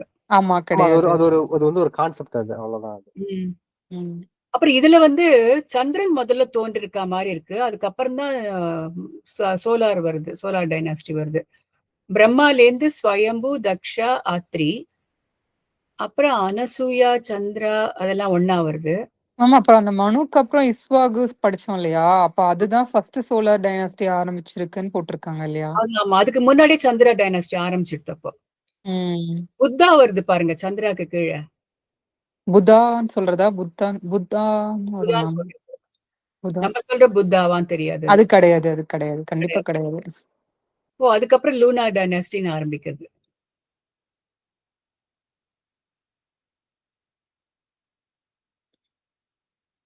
ஆமா, லூனா டைனஸ்டி ஒண்ணு இருக்கு,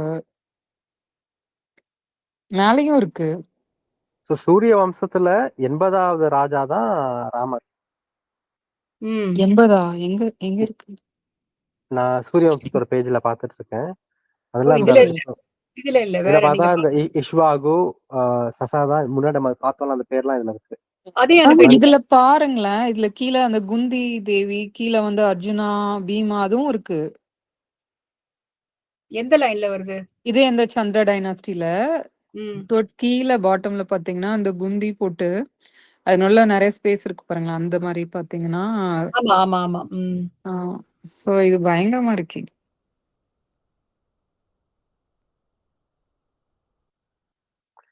இது நம்ம கொஞ்சம் கேர்ஃபுல்லா தான் பார்க்கணும். விக்கிபீடியா இது யாராவது ஒருத்தர் போய் இப்படிலாம் மாத்திடலாம். அதனால ம். நம்ம இது வேற ஏதாவது புக்ல பார்த்து பார்க்கலாம், மறுபடியும் பார்க்கலாம் அப்புறம். இது ரொம்ப பெரிய குழப்பமா இருக்காங்க. ஆமா, ஆனா ஆனா நம்ம பகீரதன்லாம் பேசிக்கா 53 இந்த சந்திரகுலம் சூரியகுலம் என்னன்றது பேசிக்கா நமக்கு புரிஞ்சுச்சுன்னா கொஞ்சம் அவங்களுக்கு கீழே இவங்க அப்படின்ற மாதிரி கொஞ்சம் புரியும்னு நினைக்கிறேன். ம். ஆனா ரகுவே இப்போ 1ஆம் ரகு 2ஆம் ரகுன்னு இருக்கு. சூரியகுலம் பாத்தீங்களா?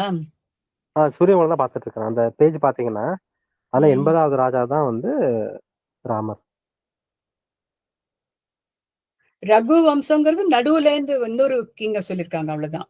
ஆமா, அதர்வைஸ் அதே சூரிய வம்சம் இக்ஷவாகுவோட பரம்பரை தான். ரகு மன்னன் நடுவுல வந்த இந்த பகீரதனுக்கு அப்புறம் ஒரு இன்னொரு மன்னன்.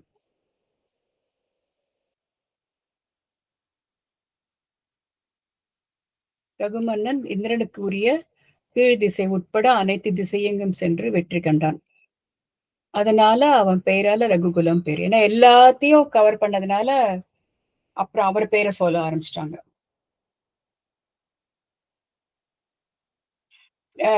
செந்தில், இப்ப நீங்க அமிச்சீங்கல்ல அந்த லிங்க்ல வந்து கௌதம புத்தான் மென்ஷன் பண்றாங்க பாருங்க. அப்படிங்களா? இந்த இந்த இந்த டைனாஸ்டி தான் மென்ஷன் பண்றாங்க. According to Buddhist literature, Gautama Buddha descended from this dynasty, சூரிய வம்சத்துல.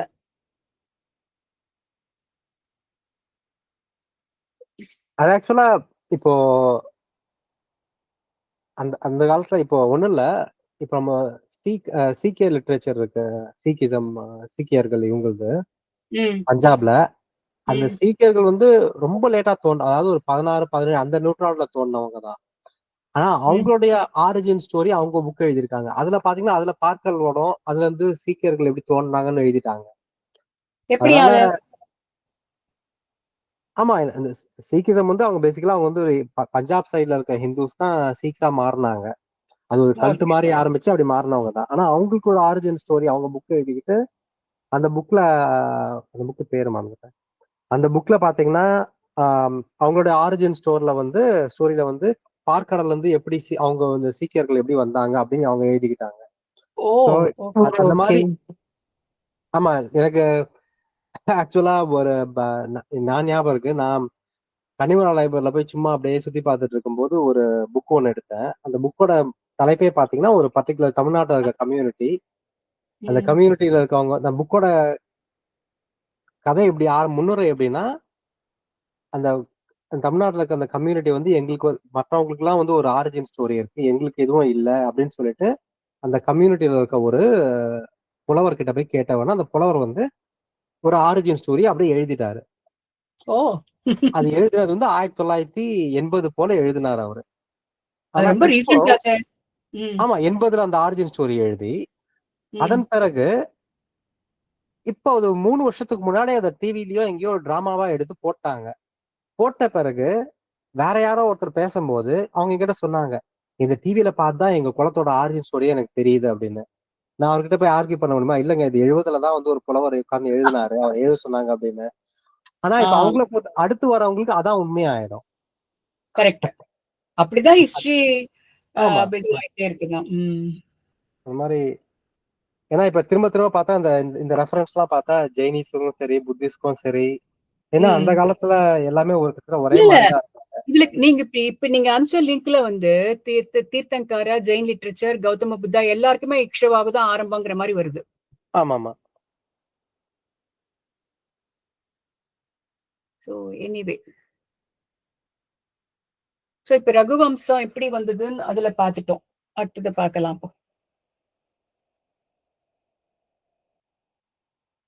அடுத்து படிக்கலாமா ராமலட்சுமி?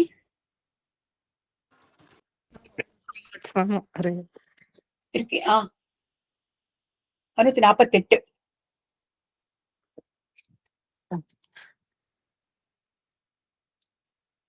அம்மா வெளில போயிட்டாங்க மேம். சோ பால் வாங்க போயிட்டாங்க. ஒரே ஒரு நிமிஷம் ma'am. Okay okay.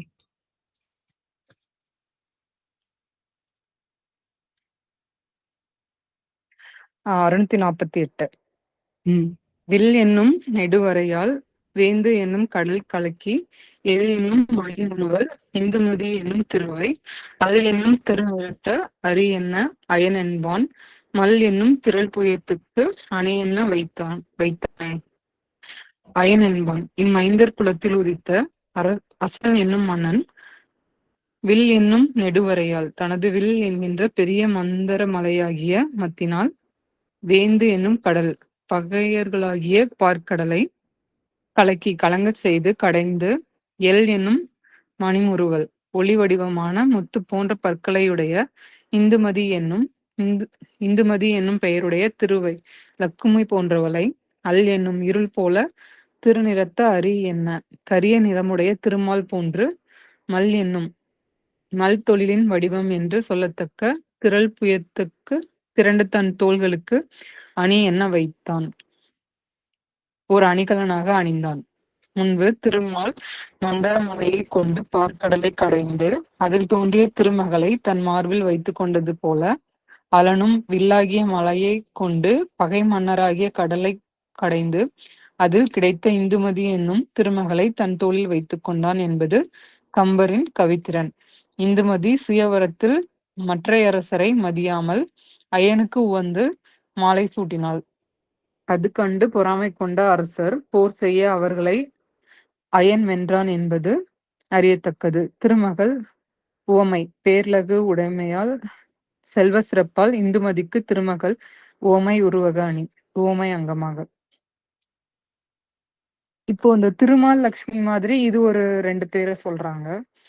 Indumathi iron அப்படின்ட்டு. ஆனா திருமகள் மாதிரிங்கிறதுனால இந்துமதி தனி வேற. ஆமா ஆமா வேற. ஆனா அவங்கள ஏன் இங்க சொல்றாங்கன்னு தெரியல.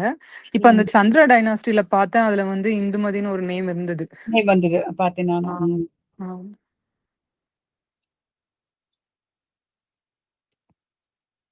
திருமகள் இந்துமதி என்ற திருமகளை தன் தோளில் வைத்துக் கொண்டான் என்பது கம்பரின் கவித்திறன்.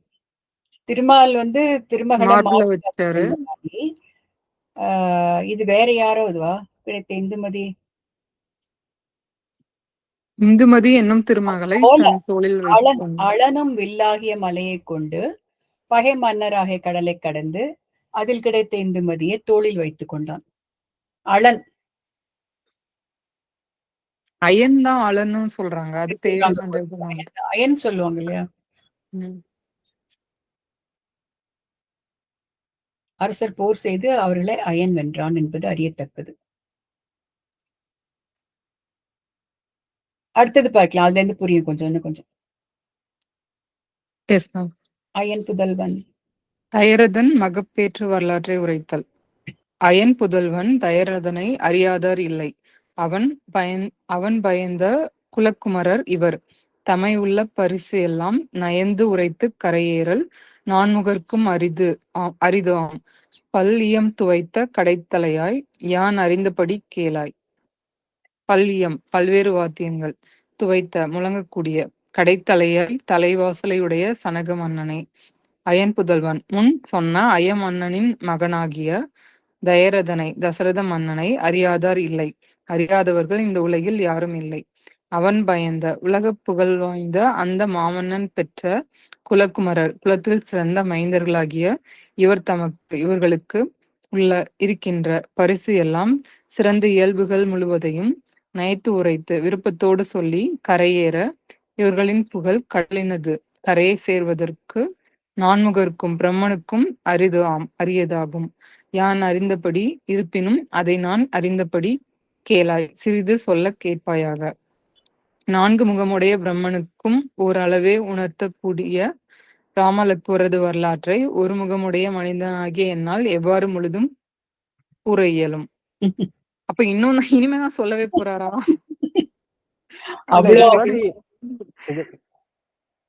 இது ராமருக்கு முன்னாடி வந்த எல்லாரோட தசரதன் வரைக்கும் இப்பதான் வந்துட்டார்ல. தசரதன் வந்திருக்காங்க. சோ அயன் மன்னன்றவரோட பையன் தான் தசரதன். தமிழ்ல அயன், ஆனா சான்ஸ்கிரிட்ல அஜன் போட்டிருக்கு. அப்ப ரகு மன்னன்றது யாரு? ரகு மன்னன் அயனோட அயனுக்கு முன்னாடி இருக்காங்க. Okay okay. நடுவுல உத்தரவு வரலையே. ரகு வந்ததுக்கு அப்புறம் இப்ப திருப்பி அயன் வந்திருக்கு. பகீரதன் வந்திருக்கணும். பகீரதன் வந்தாங்க, அதுக்கப்புறம் கடைசியில தான் ரகு வந்தது. ஓகே, புரியுது இல்லையா? அந்த அயனோட பையன் தசரதன். இந்த மாதிரியான ராமருக்கு பிரம்மனாலே சொல்ல முடியாது, என்னால என்ன சொல்ல முடியும் அப்படின்ட்டார். 4 முகமுடைய பிரம்மனுக்கே முடியாது, நான் ஒரே ஒரு முகமும் ஒரே ஒரு வாயும் வச்சு நான் சொல்ல முடியும். அவரால் சொல்ல முடியல, நம்மளால அதை புரிஞ்சுக்கவும் முடியல. இல்ல, அவரால் சொல்ல முடியலன்னு சொல்றது புரியுது எனக்கு. அதுதான் புரியுது. கரெக்ட். அடுத்தது இவ்வளவு முனிவரை பத்தி சொல்லியிருக்காரு, நாரதர் பத்தி எல்லாம் எதுவும் சொல்லல. நாரதர் வரைக்கும் வரல, சீன்லயே வரல இன்னும். ஆமா, அவரு இதுலதான் வருவாரு, சிவபெருமான் வரும்போதுதான் வருவார் இல்லையா? நாரதர் எல்லாத்துலயுமே வருவார், எல்லா புராணத்திலயும் வரணும். இங்க எங்கேயானு வராரா பாக்கலாம். அவரோட ஆரம்பம் எங்க இன்னும் தெரியாது. நாரதருக்கு சொல்றீங்களா? நாரதருக்கு அது தெரியுமா? எனக்கு தெரியாது. அல்ல, எனக்கும் தெரியாது. ஆனா அது யூஸ்வலா திருவிளையாடல் அந்த மாதிரி இருக்கிறதுலதான் நாரதரே வருவாரு. சிவபெருமானோடதுல வர்றது இல்ல, ரெண்டுலயுமே வருவார், எல்லாத்தையுமே வருவாருல்ல. வருவாரா மேம்? மகாபாரதத்துல, மகாபாரதத்துலயா? நாரதர் வந்து நாராயணன் புகழ் தானே பாடுவார், அதனால ராமாயணத்துக்கு தானே வரணும். பெருமாள் புகழ் பாடுறவர் தானே.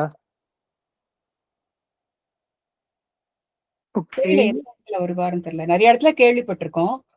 பட் லைனேஜ் டைனாஸ்டி எல்லாம் புரியல. ஆனா பிரம்மாவோட பிள்ளையா நாரதர்?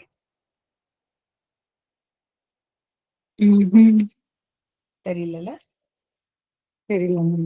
நாரதர் எப்பவுமே வரும்போதெல்லாம் எப்படி சொல்லிட்டு வருவாரு? நாராயணன் நாராயணன் சொல்லிட்டு தானே வருவாரு. ஆமா, அப்படிதான் சொல்லிட்டு வருவாரு. அப்ப ராமாயணத்துல இருக்கணும்ல, பெருமாள் தான்.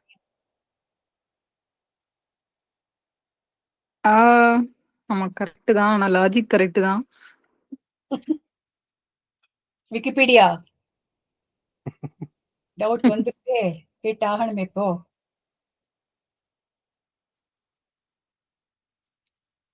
ஆனா மகாபாரதத்துல வருவாங்களா மேம்? அது நான் தெரியல, கேள்விப்பட்டது நினைக்கிறேன், தெரியல. நாரதர் என்ன சொல்றாங்கன்னா, வைணவ புகழ் பெற்ற முனிவர்னு சொல்லிட்டாங்களே.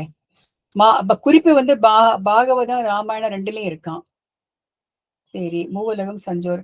நாரதர் விஷ்ணு பக்தர், அதெல்லாம் கரெக்ட். ஆரம்பம் எங்க இருக்கு? நாரதர் புராணம்னு ஒண்ணு இருக்கு.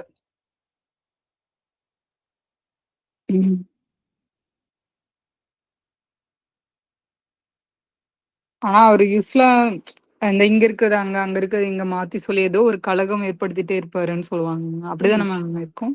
இவர் பற்றி சிறப்புகள் பாகவதம், ராமாயணம் போன்ற ராமாயணத்திலயும் குறிப்பிட்டிருக்கான். எங்க வராருன்னு பாக்கணும் இப்ப நம்ம.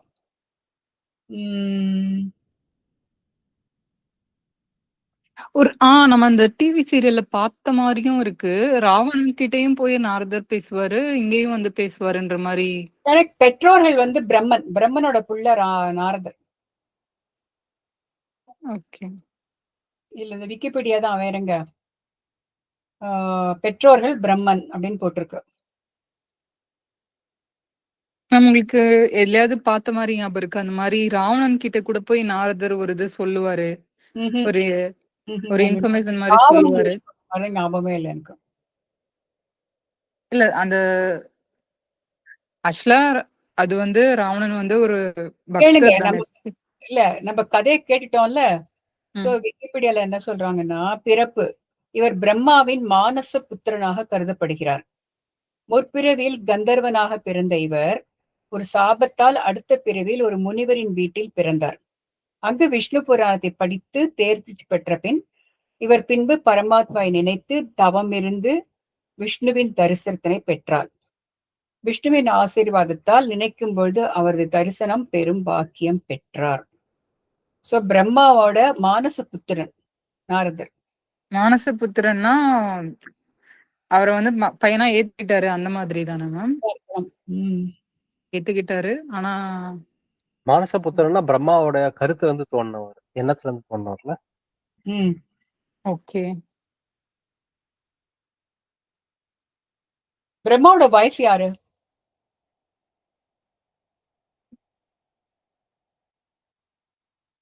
நல்லவேளை நீங்க வைஃப் சரஸ்வதியா? கேட்டீங்க. பிரம்மாவோட அப்பா யாருன்னு கேட்டீங்கன்னா அப்புறம் ஒண்ணும் பெரிய அந்த சரஸ்வதி யாரு? அப்ப கூட இருக்கிறாங்கல்ல அவங்க தானே அதுவும் இல்லையா? கேள்விப்பட்டிருக்கேன். சரஸ்வதி யாரோ சொன்ன மாதிரி அந்த கதையும் கேட்டிருக்கேன். அது மாதிரி ஏதோ ஆ. இன்னொரு கதை சொல்றாங்க. நாரதர் முதலில் பிரம்மனின் கழுத்தில் இருந்து பிறந்தார். தந்தை பிரம்மனோட கழுத்துல இருந்து பிறந்தாராம் யாரு? நாரதர். ஓ. நாரதர் ஆ. முதலில் பிரம்மனின் கழுத்திலிருந்து பிறந்தார். தந்தையை எதிர்த்து வாதிட்டதில் அவர் சாபத்துக்கு ஆளாகி கந்தர்வன் ஒருவனுக்கு மகனாக பிறந்து உபகர்ணன் என்று பெயரிட்டால் அப்படி ஏதோ போறது. இது வந்து கோரால. ஓகே. ஆனா கந்தர்வ மன்னன் ஏதோ கேள்விப்பட்ட மாதிரி இல்லையா? மேம் அது இது நம்ம கல்வியா செல்வமா வீரமா அந்த இதுலதானே மேம் வரும். பிரம்மாவுக்கு சரஸ்வதியும் லக்ஷ்மி அப்புறம் பார்வதி. அப்படி கேட்டிருக்கோம். சரஸ்வதி காயத்ரி அப்படின்னு போட்டிருக்கு விக்கிபீடியால.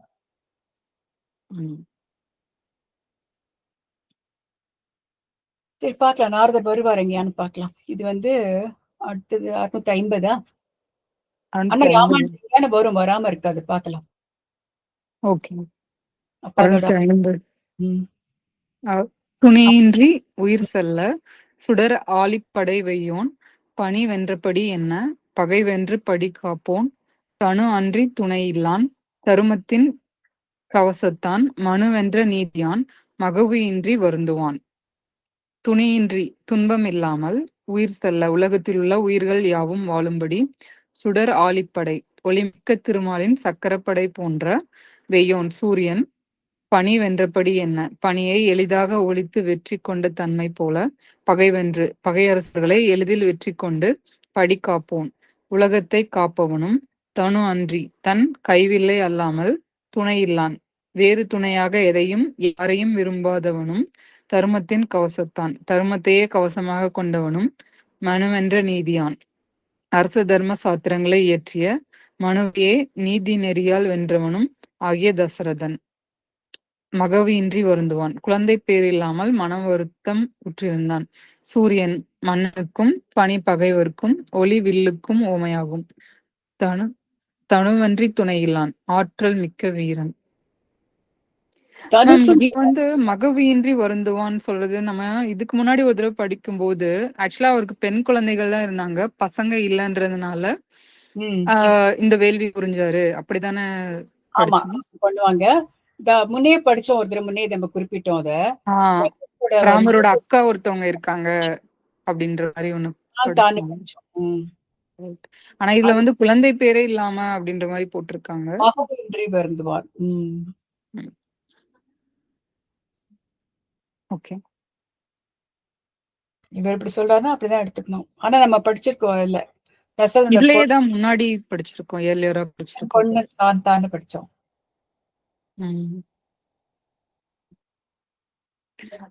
அடுத்தது போலாமா? போலாம். சிலைக்கோட்டு நுதல் குதலை செங்கனிவாய் கருநெடுங்கண் விலைக்கு ஒட்டும் பேர் அல்குல் மின்னுடங்கும் இடையாரை முளைக்கோட்டு விலங்கு என்று தொடர்ந்து அணுகி முன்னின்ற கலைக்கோட்டு பெயர் முனியால் துயர் நீங்க கருதினான். சிலைக்கோட்டு நுதல் வில்லை போல வளைந்த நெற்றியையும் புதலை செங்கனிவாய் குழந்தைகளின் மல்லை போல இனிய சொற்களை பேசுகின்ற சிவந்த கொவைப்பழம் போன்ற வாயையும் கருநெடுங்கண் கரிய நீண்ட கண்களையும் விலைக்கு ஒட்டும் விலை பொருளுக்கு தருகின்ற பேரல்குள் பேரிய அல்குலையும் மின்னுடங்கும் மின்னல் கொடி போல துவழுகின்ற இடையாரை சின்ன இடையையும் உடைய வேசியரை முளைக்கோட்டு தனங்களாகிய கொம்புகளை உடைய விலங்கு என்று சில மிருகங்கள் என்று கருதி தொடர்ந்து அணுகி தன் ஆசிரமத்திலிருந்து அவ்விலை மாதர்களை தொடர்ந்து முன்னின்ற ரோமபாத மன்னது முன்னே வந்து சேர்ந்த கலைக்கோட்டு முனிவன் என்னும் பெயர் தாங்கிய முனியால் முனிவனைக் கண்டு துயர் நீங்க கருதினான். குழந்தை பேர் இல்லாத தன் துயரத்தை போக்கிக் கொள்ள நினைத்தான். கலைக்கோட்டு முனிவன் தலையில் கொம்பு உடையவன் ருசியசிங்கர். நம்ம இதுக்கு முன்னாடி படிச்சோம்ல அந்த கலைக்கோட்டு முனிவரோடது சொல்றாங்க. இது அந்த அவங்கள வந்து அந்த ரோமபாத மன்னனோட கலைக்கோட்டு முனிவன் என்னமா கலைக்கோட்டு முனிவன் வந்து முன்னாடி படிச்சோம் இல்லையா, கௌதமரோட அகலிகையோட மகன் தானே? இல்ல அது வந்து வேற. இவர் கலைக்கோட்டு முனிவர்ன்றது வந்து அது டோட்டலா வேற படிச்சோம். அவருக்கு வந்து மழை இல்லாம ரோமபாத மன்னன் வந்து கஷ்டப்பட்டாரு. அப்போ இந்த தூய்மையான ஒருத்தர் வந்தாருன்னா மழை பெய்யும்ன்றதுனால ரோமபாத மன்னனோட அவங்க இதுல இருக்கிற பெண்கள் மட்டும் கூப்பிட்டு வந்தாங்க அப்படின்னு சொல்லிட்டு ஒண்ணு படிச்சோம். ஆனா அது ஏன் விலைமகள்னு இதுல போட்டிருக்காங்கன்னு தெரியல. ஆனா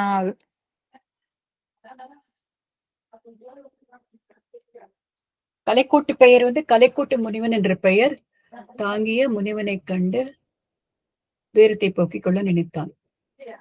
தசரதன் வந்து கலைக்கோட்டு முனிவரை என்ன பண்ணோம்னு கேட்கறதுக்கு போறாருங்கிறது புரியுது. விலை பொருளுக்கு தருகின்ற கரிய நீண்ட கண்களையும் விலைக்கு ஒட்டும் விலைக்கு பொருளுக்கு முதல்ல வந்து இந்த முதல்ல அந்த பாடல் வரணும் மேடம். கலைக்கோட்டு முனிவர். ஆமாமா ஆமாம், அது திரும்ப சொல்றாங்க இத. அந்த கலைக்கோட்டு முனிவரை இதுக்கு முன்னாடி நம்ம படிச்சப்போ அவங்க அந்த பெண்களை வந்து இவர் நினைச்சிட்டு அவங்க வந்து எங்க இதுக்கு வாங்க, எங்களோட இடத்துக்கு வாங்க அப்படின்னு சொல்லி கூப்பிட்டு போற மாதிரி தானே படிச்சோம்ல. இந்த மாதிரி சம்திங் ஏதோ படிச்சோம்.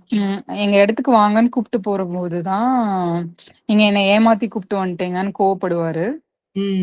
ஆனா இதுல பாத்தீங்கன்னா லைக் பெண்களை வந்து கொம்பு இருக்கிற மாதிரி நினைச்சிட்டு அவங்க மிருகம்னு நினைச்சிட்டு ஃபாலோ பண்ணி வந்தாருன்ற மாதிரி போட்டிருக்காங்க. ஏன்னா அப்ப கலைக்கோட்டு முனிவர் வந்து அவங்க அப்பா வந்து காட்டிலேயே வளர்த்து அவர் வந்து வேற மனுஷனே பார்த்தது இல்ல. நம்ம ஆக்சுவலா ஒரு பாட்டே வரும். இது கலைக்கோட்டி முனிவர் வந்து பாக்குறதெல்லாம் தன்னை போலயே மிருகங்க தான் நினைச்சுக்கிட்டாரு. ஏன்னா அவர் கண்ணாடியை கூட பார்த்தது கிடையாது அப்படின்னு. தலையில கொம்போட இருந்திருக்காரு. ஆமா, அதனால எல்லாருக்கும் நினைச்சாரு. நம்ம சொல்லுவோம் தலையில கொம்பு முளைச்சிருக்கான்னு சொல்லுவோம். அது ரொம்ப ஸ்பெஷல்னாக்கா. ஆமா.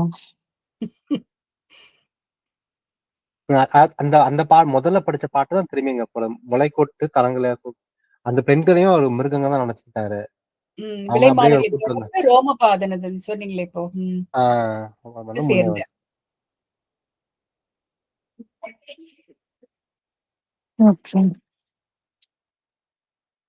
அடுத்த வாரம் பார்க்கலாமா? இந்த வாரம் ரொம்ப ரொம்ப லாங்கா ஆச்சுல டிஸ்கஷன்லனாக்கா. நிறைய புரியலனாக்கா. கேள்வி தொங்கி நிக்கிறது. ரெக்கார்டிங் ஆஃப் பண்றேன் மேடம். ரெக்கார்டிங்.